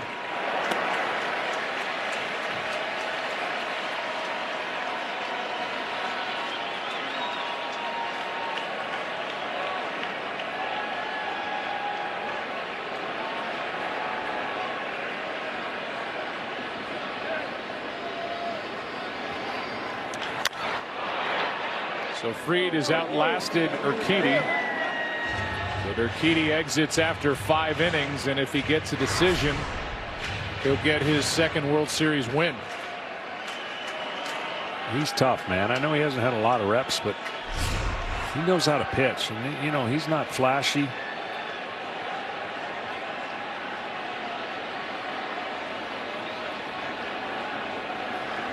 A leadoff walk, and the first walk handed out tonight by Fried. Most people do not have a clue about what the Astros have in their starting rotation, because it may not be household names and they may not have a ton of years. But I call them the under the radar guys, because yes, they've had a couple bad games, but then each guy's bounced back and made an adjustment, which you need to do. And that man right there might have made the greatest adjustment. Came out because of a bad knee, and then, you know, had 6 hits, 6 innings, going into the 6th inning on no hitter. Luis Garcia gets the ball in game 3. Base hit left field by Correa. A walk a single, and the Astros trying to add on to a 3-run lead. You know what? They've been throwing him a lot of breaking balls. I would guarantee you he went up there trying to hit a breaking ball. He has had success, has freed against Correa, and that very first pitch, he jumped on it. Oh, welcome back. Another big spot for Kyle Tucker, who's been swinging it like Ted Williams this postseason. And there's a reason why. In 2018, a director was filming a documentary on Ted Williams. He went to MLB and said, I need someone who's built like Ted and has a swing like Ted. They offered up Kyle Tucker in the minor league system for the Astros at the time. When Kyle got to spring training, and he did all the stand-up shots for the documentary, he got to spring training, and instead of a nameplate that said Tucker, it said Ted. And when he was called up to the big leagues later that year, Jeff Luhnow, then the GM, tweeted, "Here comes Ted." Well, I mean, if you're going to be compared to anybody, that would be the guy. And here he is. He's been a machine driving in runs, leading baseball with his 15 RBIs. Dealing with Dylan Lee, the left-hander who takes over, 2 on, nobody out. Strike one, big swing.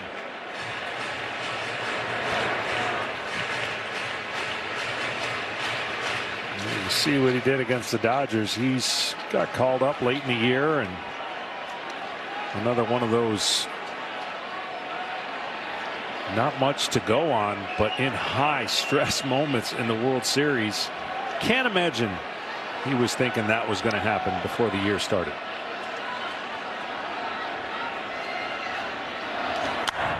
Gets 2 quick strikes. Made his big league debut on the 1st of October against the Mets. In 2 games with the Braves this season. Was really good at AAA. 5-1, 1 save, an ERA of 1.5. Former Marlins draft pick, and it's his job to try to keep this game within reach. Tucker trying to figure him out. The 0-2 pitch to the right side. Albies out at second, and that's it. Wide throw, but no chance to turn 2. That ball hit as slowly as it was, and it's 1st and 3rd. 1 away. Yeah, well, Albies threw that ball knowing they weren't going to take 2, so he just almost guided it over to second with no chance, of course, to turn it based on how slow it was hit, and Tucker can run. Speaking of Tucker, the Braves took last night's starter Charlie Morton off the active list with a broken leg and added yet another lefty to their bullpen, Tucker Davidson, who is here and ready to go if needed. Here's Gurriel. Fouled straight back, strike 1. Basically, Lee's going to throw 2 secondary pitches, changeup and a slider, and that 4-seam fastball you just saw. A big moment, a 3-run game. It seems like you talked about earlier that the Astros jumped all over and have a much bigger lead than they currently do. A 1 pitch is grounded left side. Out at second, and no throw to first, and now safe is the call. And Albies disagrees, a run scores, and it's 6-2 Houston.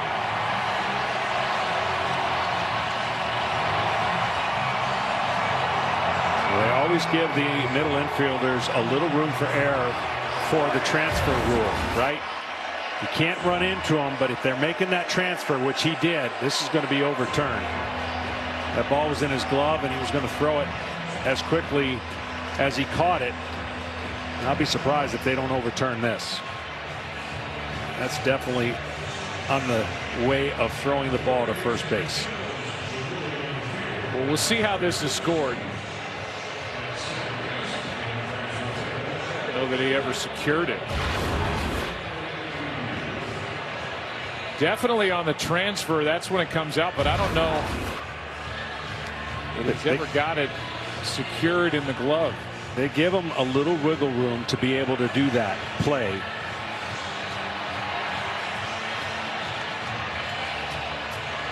The call is safe by Ted Barrett. See, I think that's where it's in his glove, and as he takes it out, that ball comes out. But we shall see.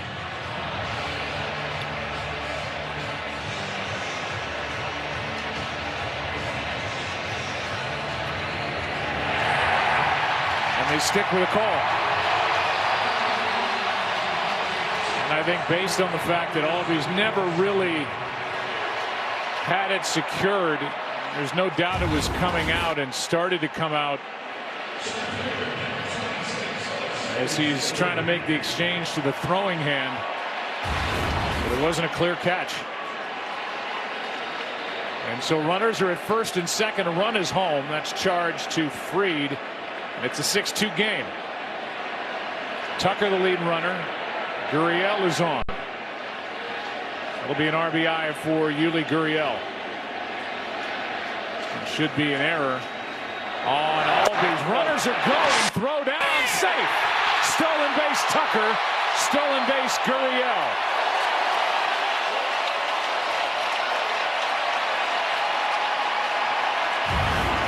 Well, that's taking advantage of a young guy right away, not thinking this was a possibility.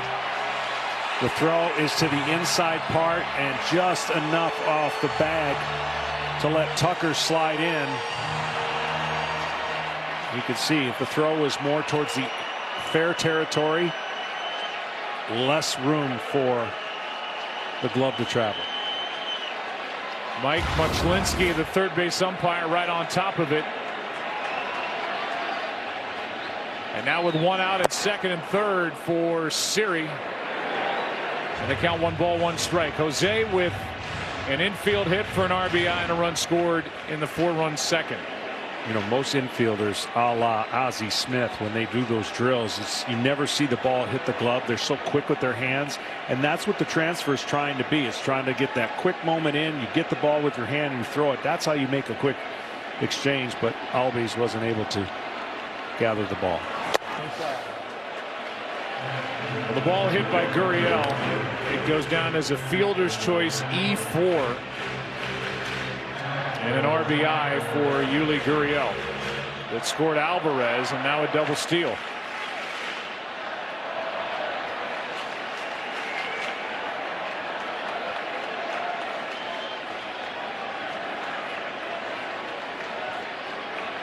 Here's a 2-1 to Siri.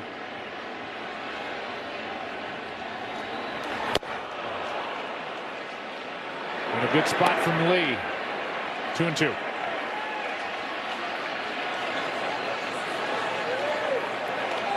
Astros are wanting to break this thing open, but they'll need contact here out of Siri.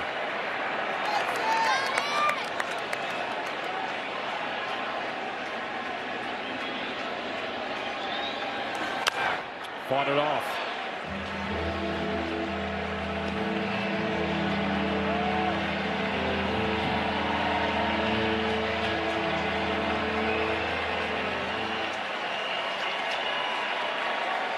Still just 1 out in the inning.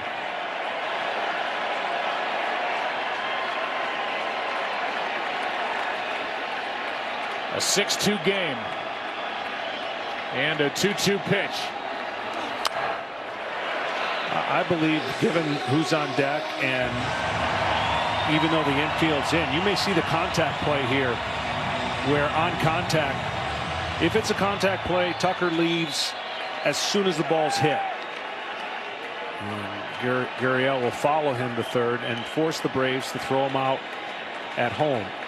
If it's not the contact play, then he's just reading the ball past the infielders. 2-2 to Siri is down and away.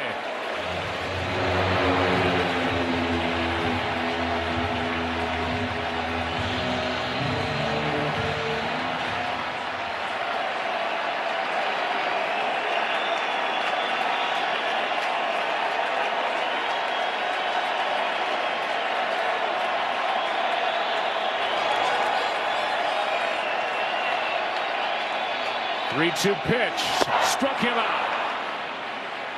2 out in the inning. And Snitker pops out of the dugout. He's going to make another pitching change with Maldonado coming up.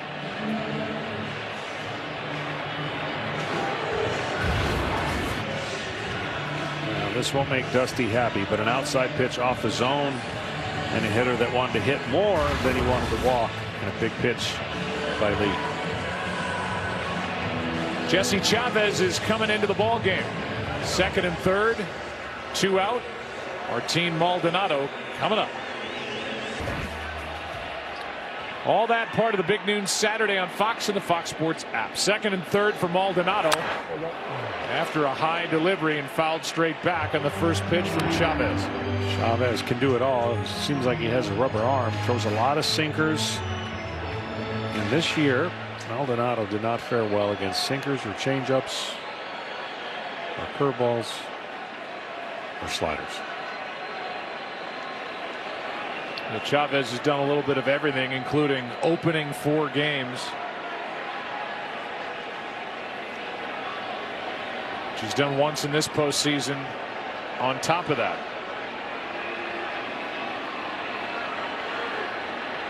Maldonado trying to bust it open. 4-run game here in the 6th inning.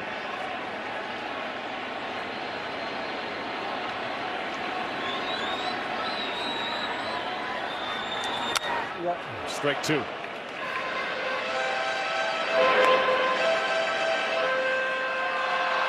All 6 runs charged to Max Fried. Responsible for 1 more out there. An error in the inning. It would be unearned runs if they come across. The Astros don't care. They just want as stress-free a final 3 innings as they can get. 0-2. Popped up behind short. Swanson says he's got it. And good relief work by Dylan Lee and Jesse Chavez. Astros get a run, lead by 4 into the 7th. Back after this from your local Fox station.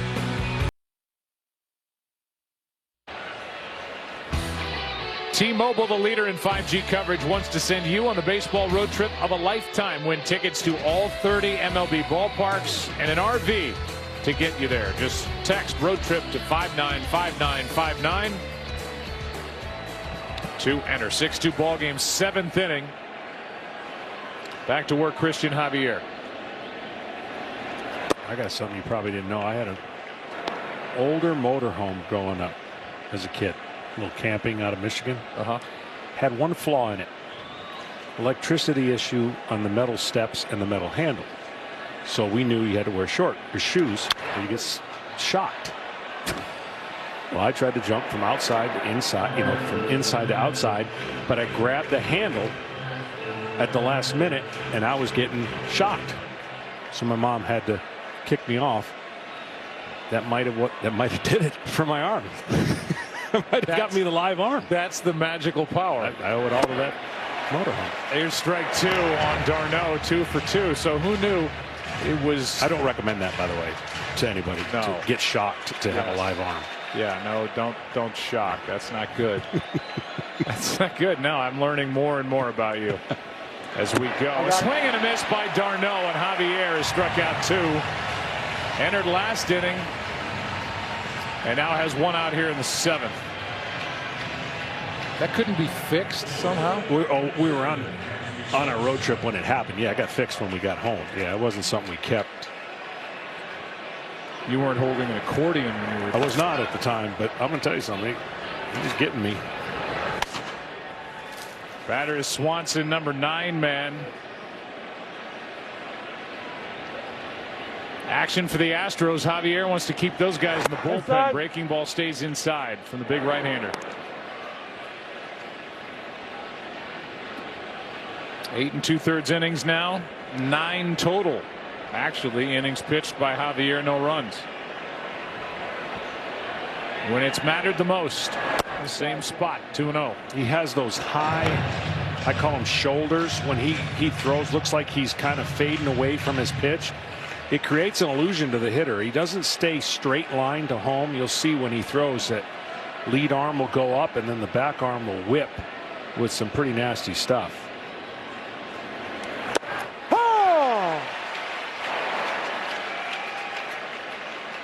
2 balls and a strike. See the front shoulder. When he gets here, a lot of guys will go straight line. Well, he's going to create illusion with that front shoulder goes up a little bit, and then there comes that long arm and whips it to the plate. 2-2.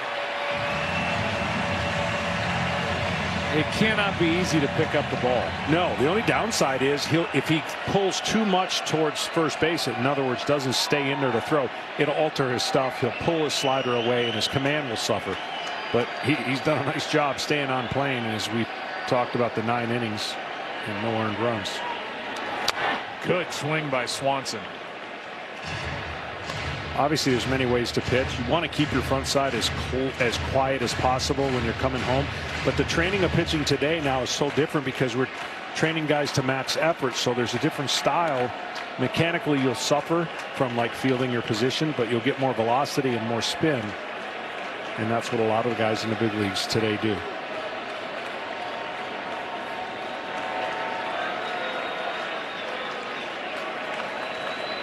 It was 2-0, now 2-2. Breaking ball stays way inside.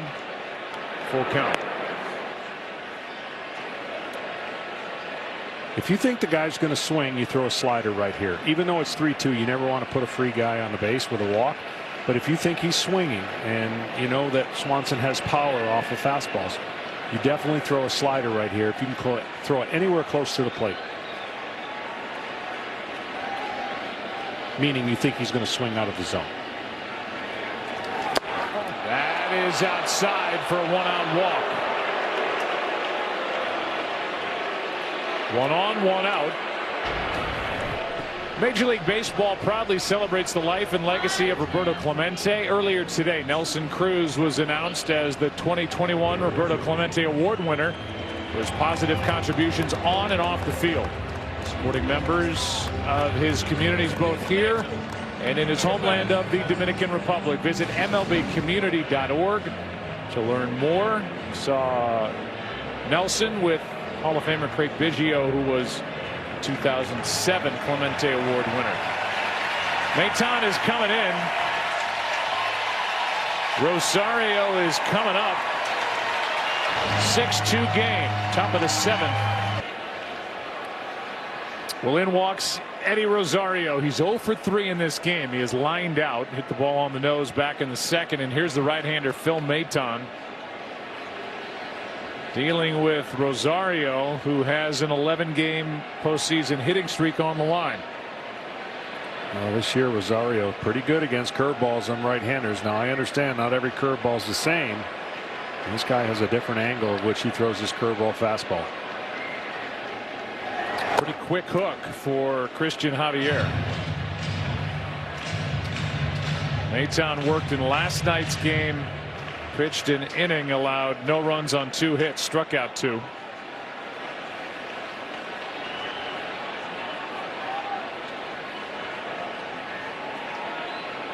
Shift is on as they're overloaded on the right side of the infield for Rosario.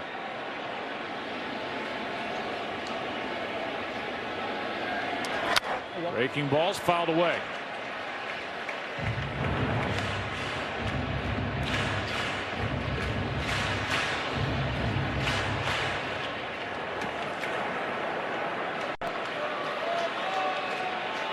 Maton 191 batting average against on curveball, both regular season and postseason, and he threw it 33% of the time.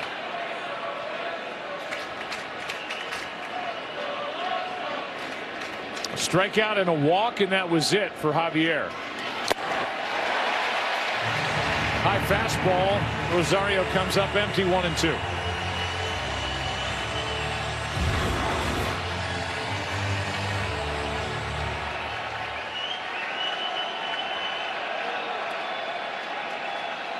Maton, one of the 3 additions to the bullpen in season. The general manager, James Click. Key spot here in the 1-2. Popped up. Shallow center and plenty of time for Siri. The corral out number 2 here in the 7th. And Rosario 0 for 4.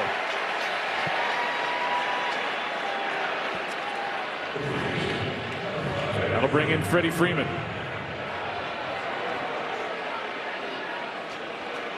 Braves all-time postseason hitting streak. The longest one belongs to Marquise Grissom, 95-96, hitting 15 straight. Mark Lemke in 96, hitting 13. Lee Rosario, 11 games that's alive tonight, but in danger as he's gone 0 for 4. In at the knees to Freddie Freeman from Maytown. Ozzie Albies with a hit tonight. He's now hit in 11 straight.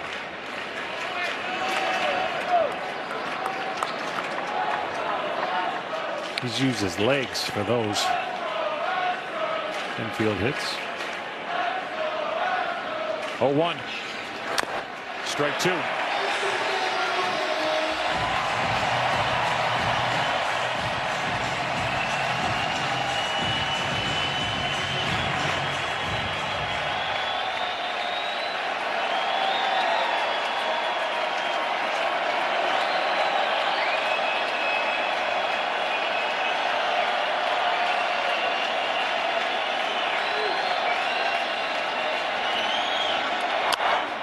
Right into the teeth of the defense. Altuve gets the out. Mayton comes in and gets Rosario and Freeman. Time to stretch here in game 2, 6-2. Astros getting exactly what they need tonight. They got a strong start. They're getting good relief work. They have a double and a run scored from Jose Altuve, who's about to lead it off against the lefty Drew Smyly. And that's into left. Altuve's got another.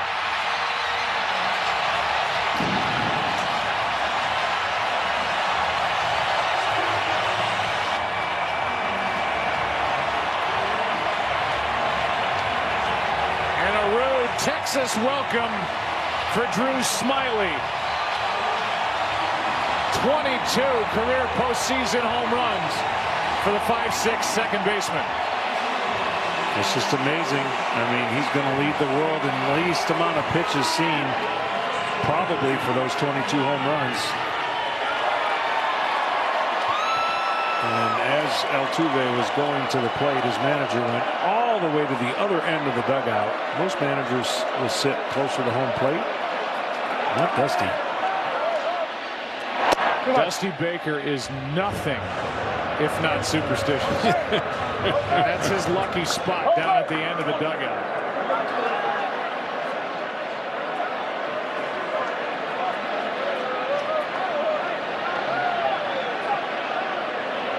One-0 pitch now to Brantley is in for a strike from Smyly.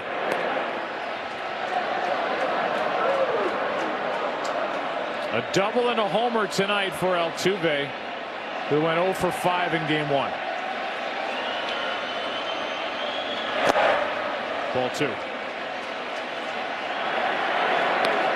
Smyly was brought over on a short-term deal to provide some innings as a starter, and now he's providing innings out of the pen. Gets it by the bat of Brantley. 2 balls, 2 strikes. Good work in game 4. The LCS 3 1/3 through 56 pitches. And now pitching in game 2.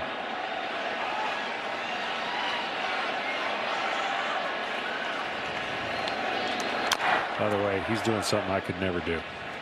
I tried it. It's chewing gum and pitching at the same time. I couldn't do it. What do you mean you couldn't do it? I obviously, I mean, I could rub my belly and tap my head or whatever that thing is, but I could never chew gum and pitch. The two just didn't work. Into right center field. That ball's down. Peterson has to come and get it. And Brantley's got a double. And another multi-hit game for the 18th time in his postseason career.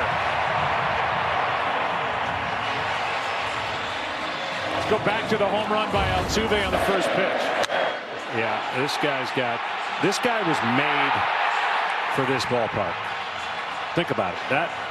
That area right there, they need to rename. What's it called? The Crawford box? Yeah.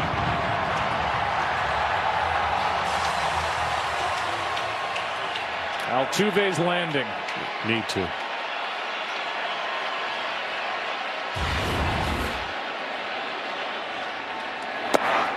Here's a strike to Bregman. Does have a sac fly in this ball game for an RBI. 0 for 2, 0 for 6 so far through the first 2 games.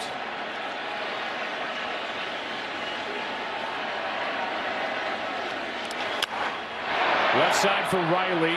Looks at Brantley and gets the out.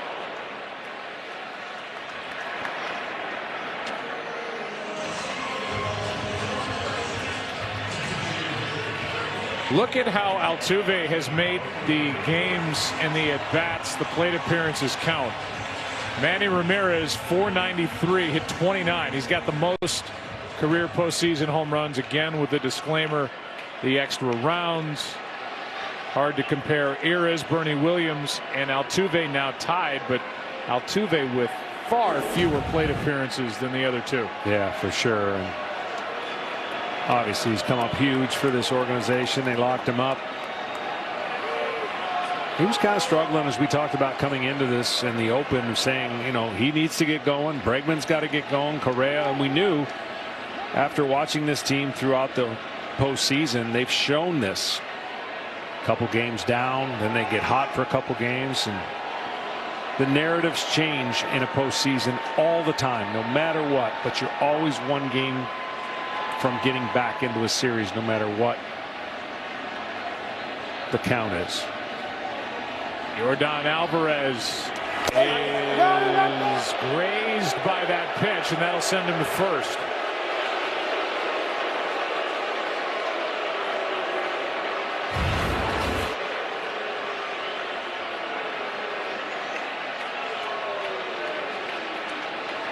Just off the right elbow. Let's go down to Tom Verducci. Well, Joe, if you were with us last night for the episode of Jose Altuve and his bats, we told you that he switched from a dark model LCS bat to a natural colored one here last night. Well, last night he was 0 for 5 with 3 punch-outs for only the 2nd time in his big league career. Today, for his first at bat, he came out actually to the dugout with last night's bat and this one. Looks like he made the right choice. Yeah, I mean, that's part of the story, trying to pick the right stick. And Altuve tonight with 2 extra base hits. And of his 22 career postseason home runs, 16 of them have been here at home. Yeah, that's called taking advantage of where you play and being comfortable. And like I said, the park's made for him, really.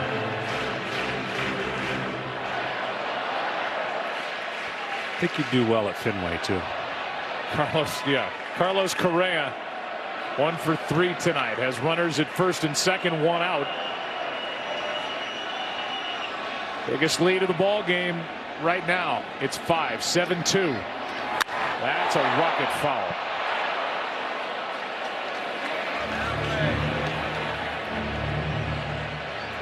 Well, these fans that pack in here postseason after postseason, game after game, they have a blast in this stadium. It is a big party, and I know we're headed for one this weekend in Atlanta as well. Yeah, the Atlanta fans this year, of course, probably as surprised as everybody else in baseball, have been electric in their stadium. There's a 2-1. In the air to right center. Back is center fielder Duvall. Adam makes the catch, tagging going to third. The lead runner Brantley. 2 out.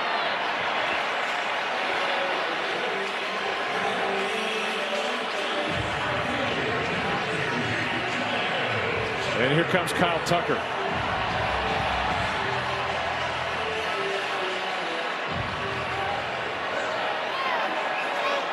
Altuve with 35 home runs now, including the postseason. 34 of them out to left. And the one that he hit to right had to be here, because it's a short porch.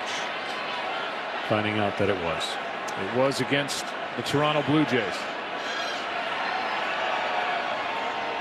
Tucker fouled for strike one. You know, you hear the term a hitter sells out. Well, he sells out on every pitch, and by doing that, he's looking to pull always. He's working on his hands a little bit. Got that foul ball off the bat of Tucker.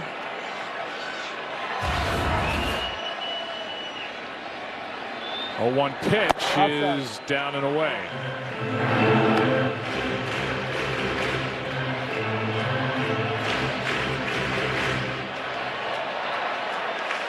Four pitchers tonight for Atlanta. Their starter Max Fried went 5+, 6 runs on 7 hits. 6 strikeouts, a walk, a wild pitch. Only 1 extra base hit allowed. Here's a nice block by d'Arnaud, but heads up base running by Alvarez, who takes second on what's likely a wild pitch. Who knew? Who knew this guy was going to come back and be Mr. Everything? 2 triples, running like it's part of his game. Well, he was ready for it, and he took the bag on the wild pitch. Now a hit means 2 by Tucker.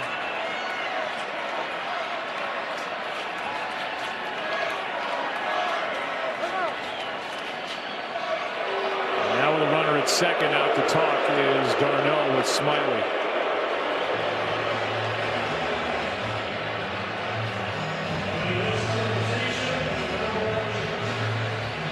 So a quick word for you from Bud Light Seltzer. Bud Light Seltzer Retro Tie-Dye. The loudest flavors ever. Loud being the operative word here in this stadium. I don't know about you, but I get back to the hotel, my ears are ringing every night. This place is electric. We caught a break tonight with the roof being open. Helps a little. A little bit, but it's still loud. Yeah, it is loud. Trying to send their Astros off to Georgia in a 1-1 World Series. Tucker checked it. Count goes to 3-1.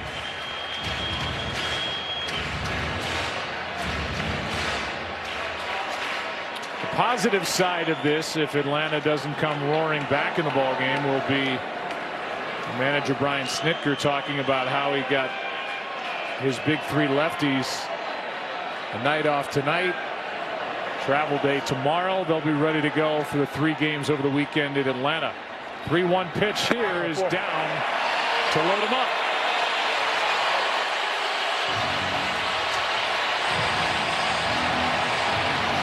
And bring in Gurriel. Right-hander Kyle Wright is getting loose, and Rick Kranitz jogs out.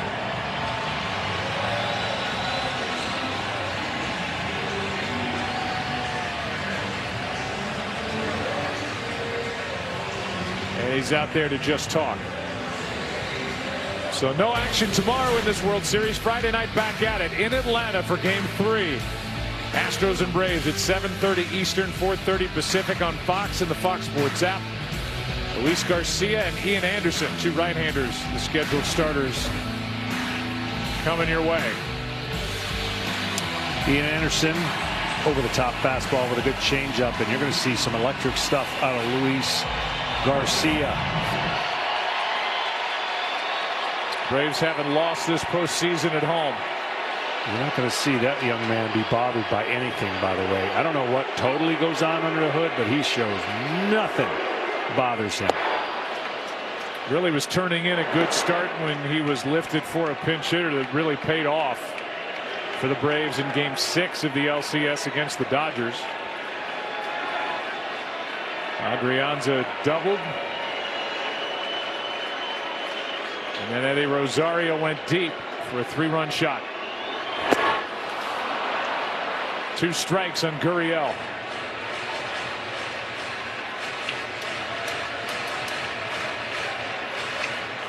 Big numbers for Yuli with the sacks jammed.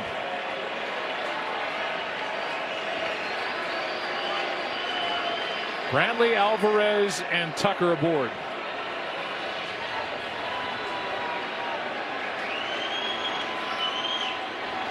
Yep. A strikeout ends the inning.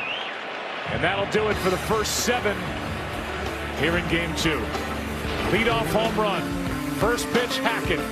Jose Altuve. Career postseason home run number 22. And the Astros with their biggest lead of the night. 7-2 into the 8th.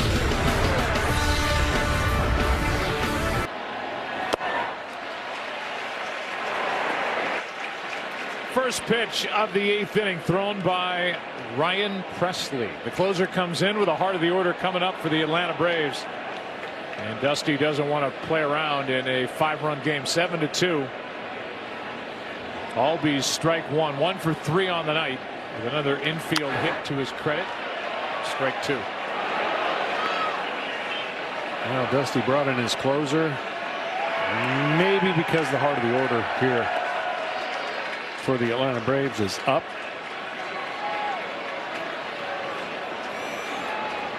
An 11-game hitting streak alive and well for Albies. 0-2 pitch. Check to swing on ball 1. See, Presley's a perfect example of how you maximize 2 pitches and you make it tough on hitters because he throws that backspin 4-seam kind of like cutting fastball up. He throws a 12-6 breaking ball. So, you know, from 12 on your clock to 6 is where the direction of that ball is going to go. And that creates a tough angle for hitters to stay off that pitch because it's starting in the strike zone when it comes out of his hand. 1-2 pitch. There you go. In the dirt. 2-2.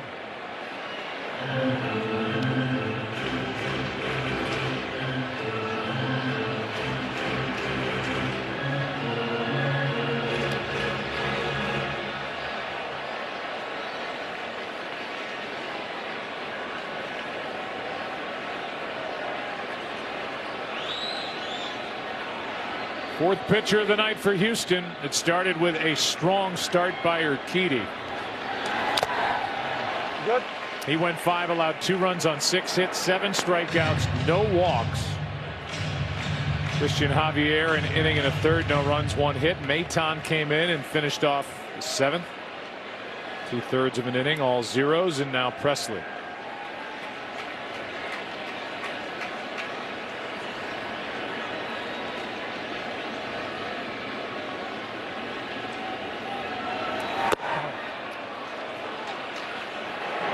It was 0-2, now 3-2.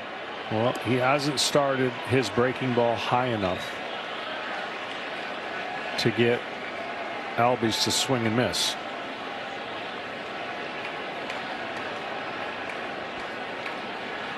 Austin Riley on deck. Here comes a 3-2 from Ryan Pressly. A walk.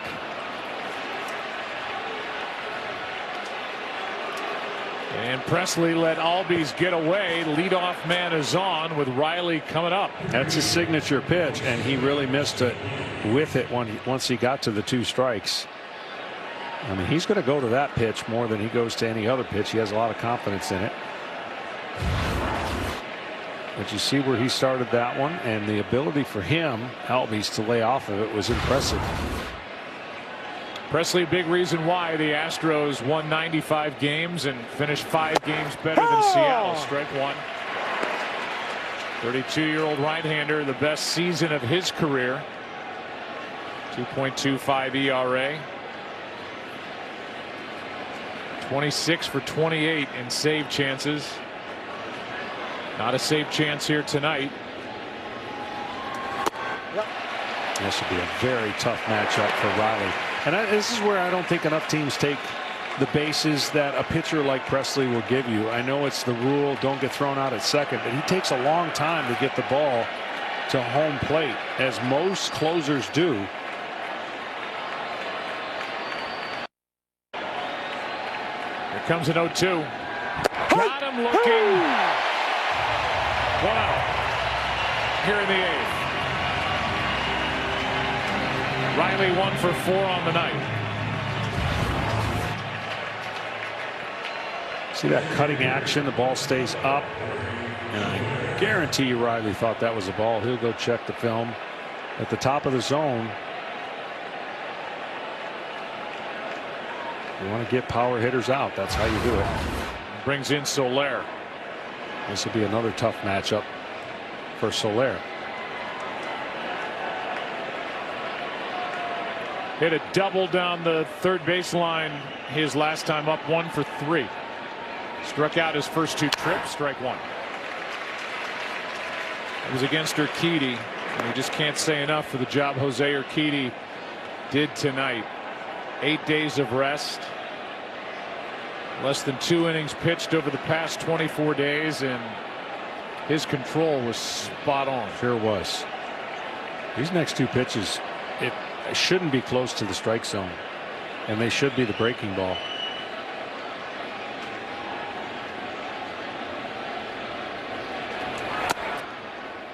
He went with the harder slider versus that power breaking ball. But you can see how Soler goes after that pitch, or the attempt to want to chase that pitch off the plate.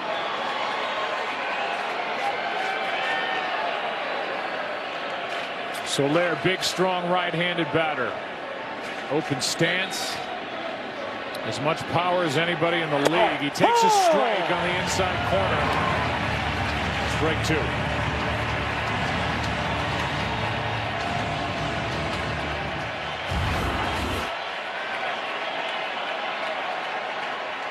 Pain, I guess. Pain on the inside part. Locked him up.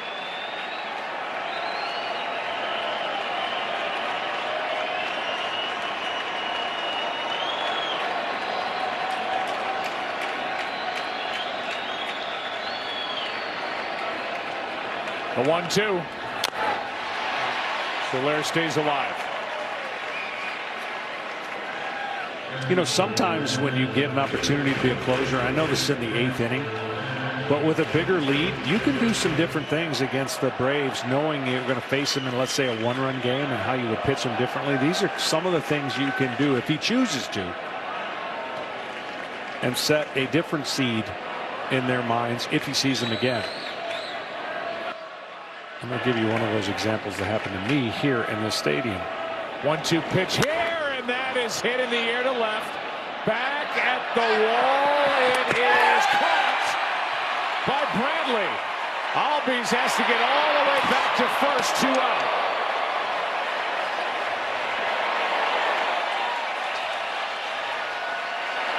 That ball got to the track and died, and Brantley with a nice running catch as his momentum carried him into foul ground. 2 out.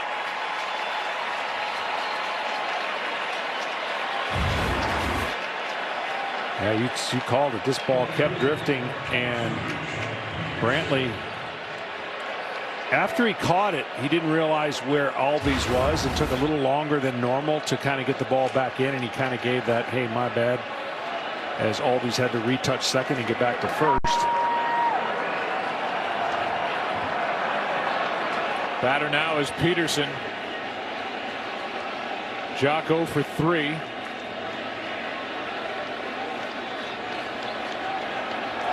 Strike 1. I was facing Vinny Castilla with the Astros, and Vinny's one of the greatest all-time fastball hitters, and I knew he never comes off a fastball. So I said, I had a 5-run lead or something like that. I said, I'm going to throw him a fastball, thinking he might think I'm going to do it again. He hit it over the train tracks. It went 470 feet, whatever. And it was the hardest pitch I've ever thrown in my career. And then the next time I got to face him, I threw him 3 straight sliders in a row. There was never going to be another fastball. A little gamesmanship, and that's the situation here for Pressly, the closer, dealing with the heart of the lineup. 3, 4, 5. He's 0-2 on Peterson with a runner at first. Albies 2 down.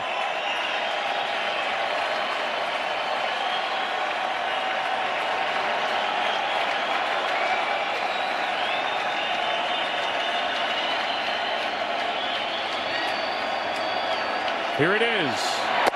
Got him looking, and Peterson argues. And the top of the 8th inning is history.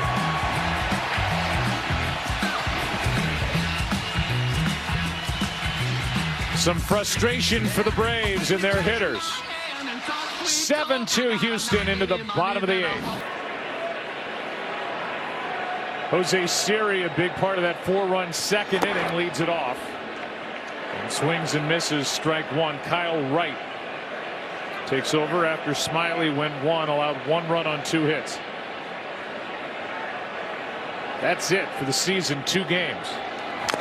I'm good. I'm good. Kyle Wright, drafted #1 by the Atlanta Braves. He's been trying to find that identity. He's got tremendous stuff, and just learning how to harness it has been his journey. Spent most of the time, of course, in Gwinnett, which is only 20-some minutes away. Yep.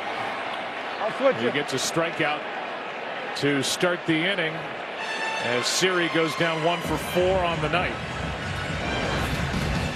First postseason appearance this postseason for Wright. Our Hyundai lift to the game. What a lift provided by Jose Urquidy, and his start 5 strong here tonight. Yeah, he was good, and you know, Dusty Baker was afraid a little bit of rust, so he moved him up, pitched him in game 2. Certainly has proved a good move.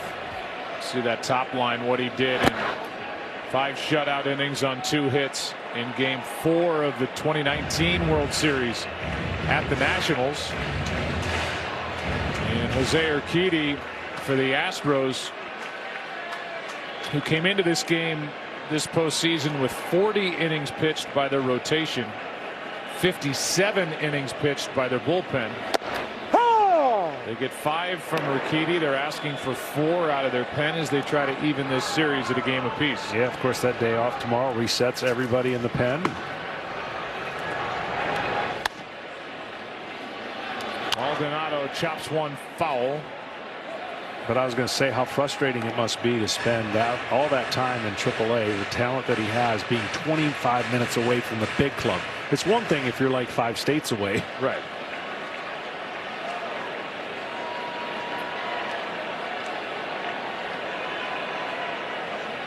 One-two pitch. In at the knees, 2 down. That's what they tell you on the tour of Alcatraz. By the way, great tour. Have you gone? Oh, absolutely. I've gone more than once. Loved it. Me too. And they tell you that was a piece of it, is the rock, as they call it. Prisoners could hear what was going on certain nights with the sound carrying from one of the great cities in the world, San Francisco, and just made it all the more painful to be locked up. Wright was in Gwinnett. Not exactly Alcatraz, no. He was just down the street, but only 2 games with a big league club this year. I'm telling you, he has a world of talent, and he has 4 pitches he can throw at any time. And you're seeing electric stuff coming out of his hand. It's just a matter of, you know, in this day and age, of what you're supposed to be versus what you think you're supposed to be. Once you learn what you're good at and your assets are, get that identity back. He could strike out the side as he bounces one into Altuve, who has a double run scored and a homer tonight. In other words, too many times in this game with information, they tell you what you're good at based on an output of spin rate. And all of a sudden you're like, well, I thought I was good at this, and I'm going to abandon that. And you start pitching according to somebody else's information, and that could be dangerous. It can help you, but it can also be dangerous. You good? Yeah, I'm good. You all right? You all right? You all right? Well, the Atlanta Braves, and for that matter, the Houston Astros, 2 teams will be looking for a starter or somebody to pitch in the first inning in game 4. Yeah. And Wright might end up as the guy. If he's impressive here, who knows? He strikes out the side here in the 8th. Siri, Maldonado, and Altuve. Good first appearance of this postseason for the right-hander Kyle Wright. 7-2 after 8 in Game 2. New pitcher for Houston after Presley threw a scoreless 8th with a walk and 2 strikeouts. Kendall Graveman. Another in-season addition for this pen, and a good one. First up, Adam Duvall here in the 9th inning. 7-2 game, ball 1 inside. Well, each one of their power 3 right-handers presents something a little bit different. They all have great fastballs in velocity, but this one moves, late movement, good slider.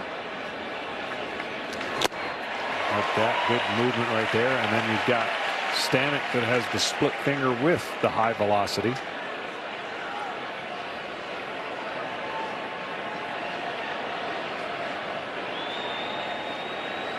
Stanek. Astros are loaded on the right side of the back end of their bullpen. The Atlanta Braves loaded on the left. Here's one into left. Right at Brantley, 1 out. And Duvall 0 for 4 here in Game 2. Another reminder, travel day tomorrow. Friday, the Astros and Braves from Atlanta. Game 3 on the air at 7:30 Eastern. Luis Garcia against Ian Anderson. 2 righties.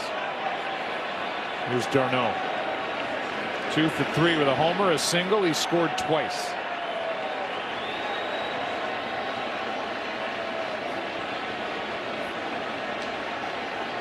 Only guy in the Astros lineup tonight to have more than 1 hit against Urquidy. Strike 1.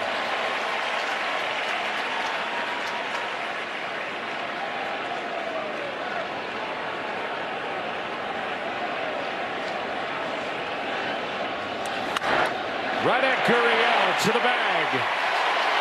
2 down.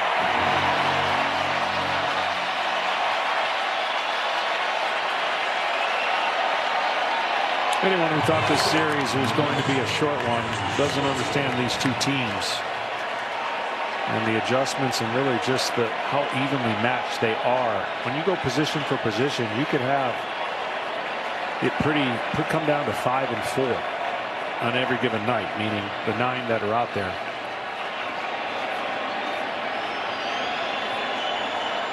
Two out, nobody on. Swanson coming in. The Astros a slight favorite, but they are 2 similar teams. And they are going to fight to the end in this World Series to see who takes the trophy. In the 117th Fall Classic. Here's the 0-1. Swanson takes the ball. Dansby 0-1 for 2 with a walk. A single back in the 2nd, struck out in the 5th. Big night for Altuve with a double, a homer. Bottom of the lineup did damage in a 4-run 2nd. That's strike 2.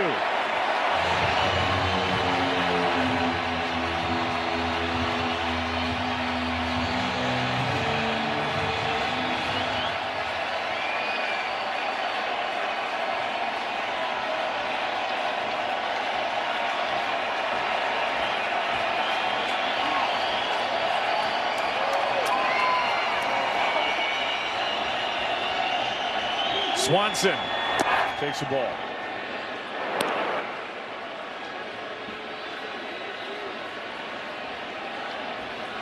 Urquidy with a win will be 1-1 this postseason. Fried will suffer his 2nd loss with his 1 win this postseason. 2-2 pitch. That's it. Astros take Game 2.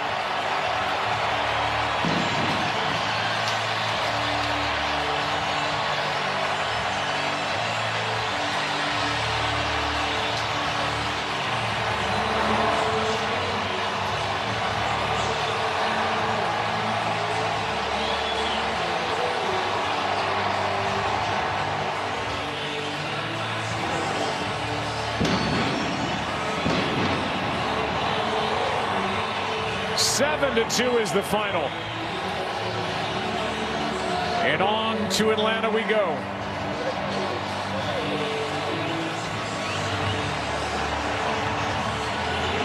For John Smoltz and Ken Rosenthal and Tom Verducci, Pete Macheska, our director, Matt Gangle, Macheska, our producer, Matt Gangle, our director. We'll send it across the way.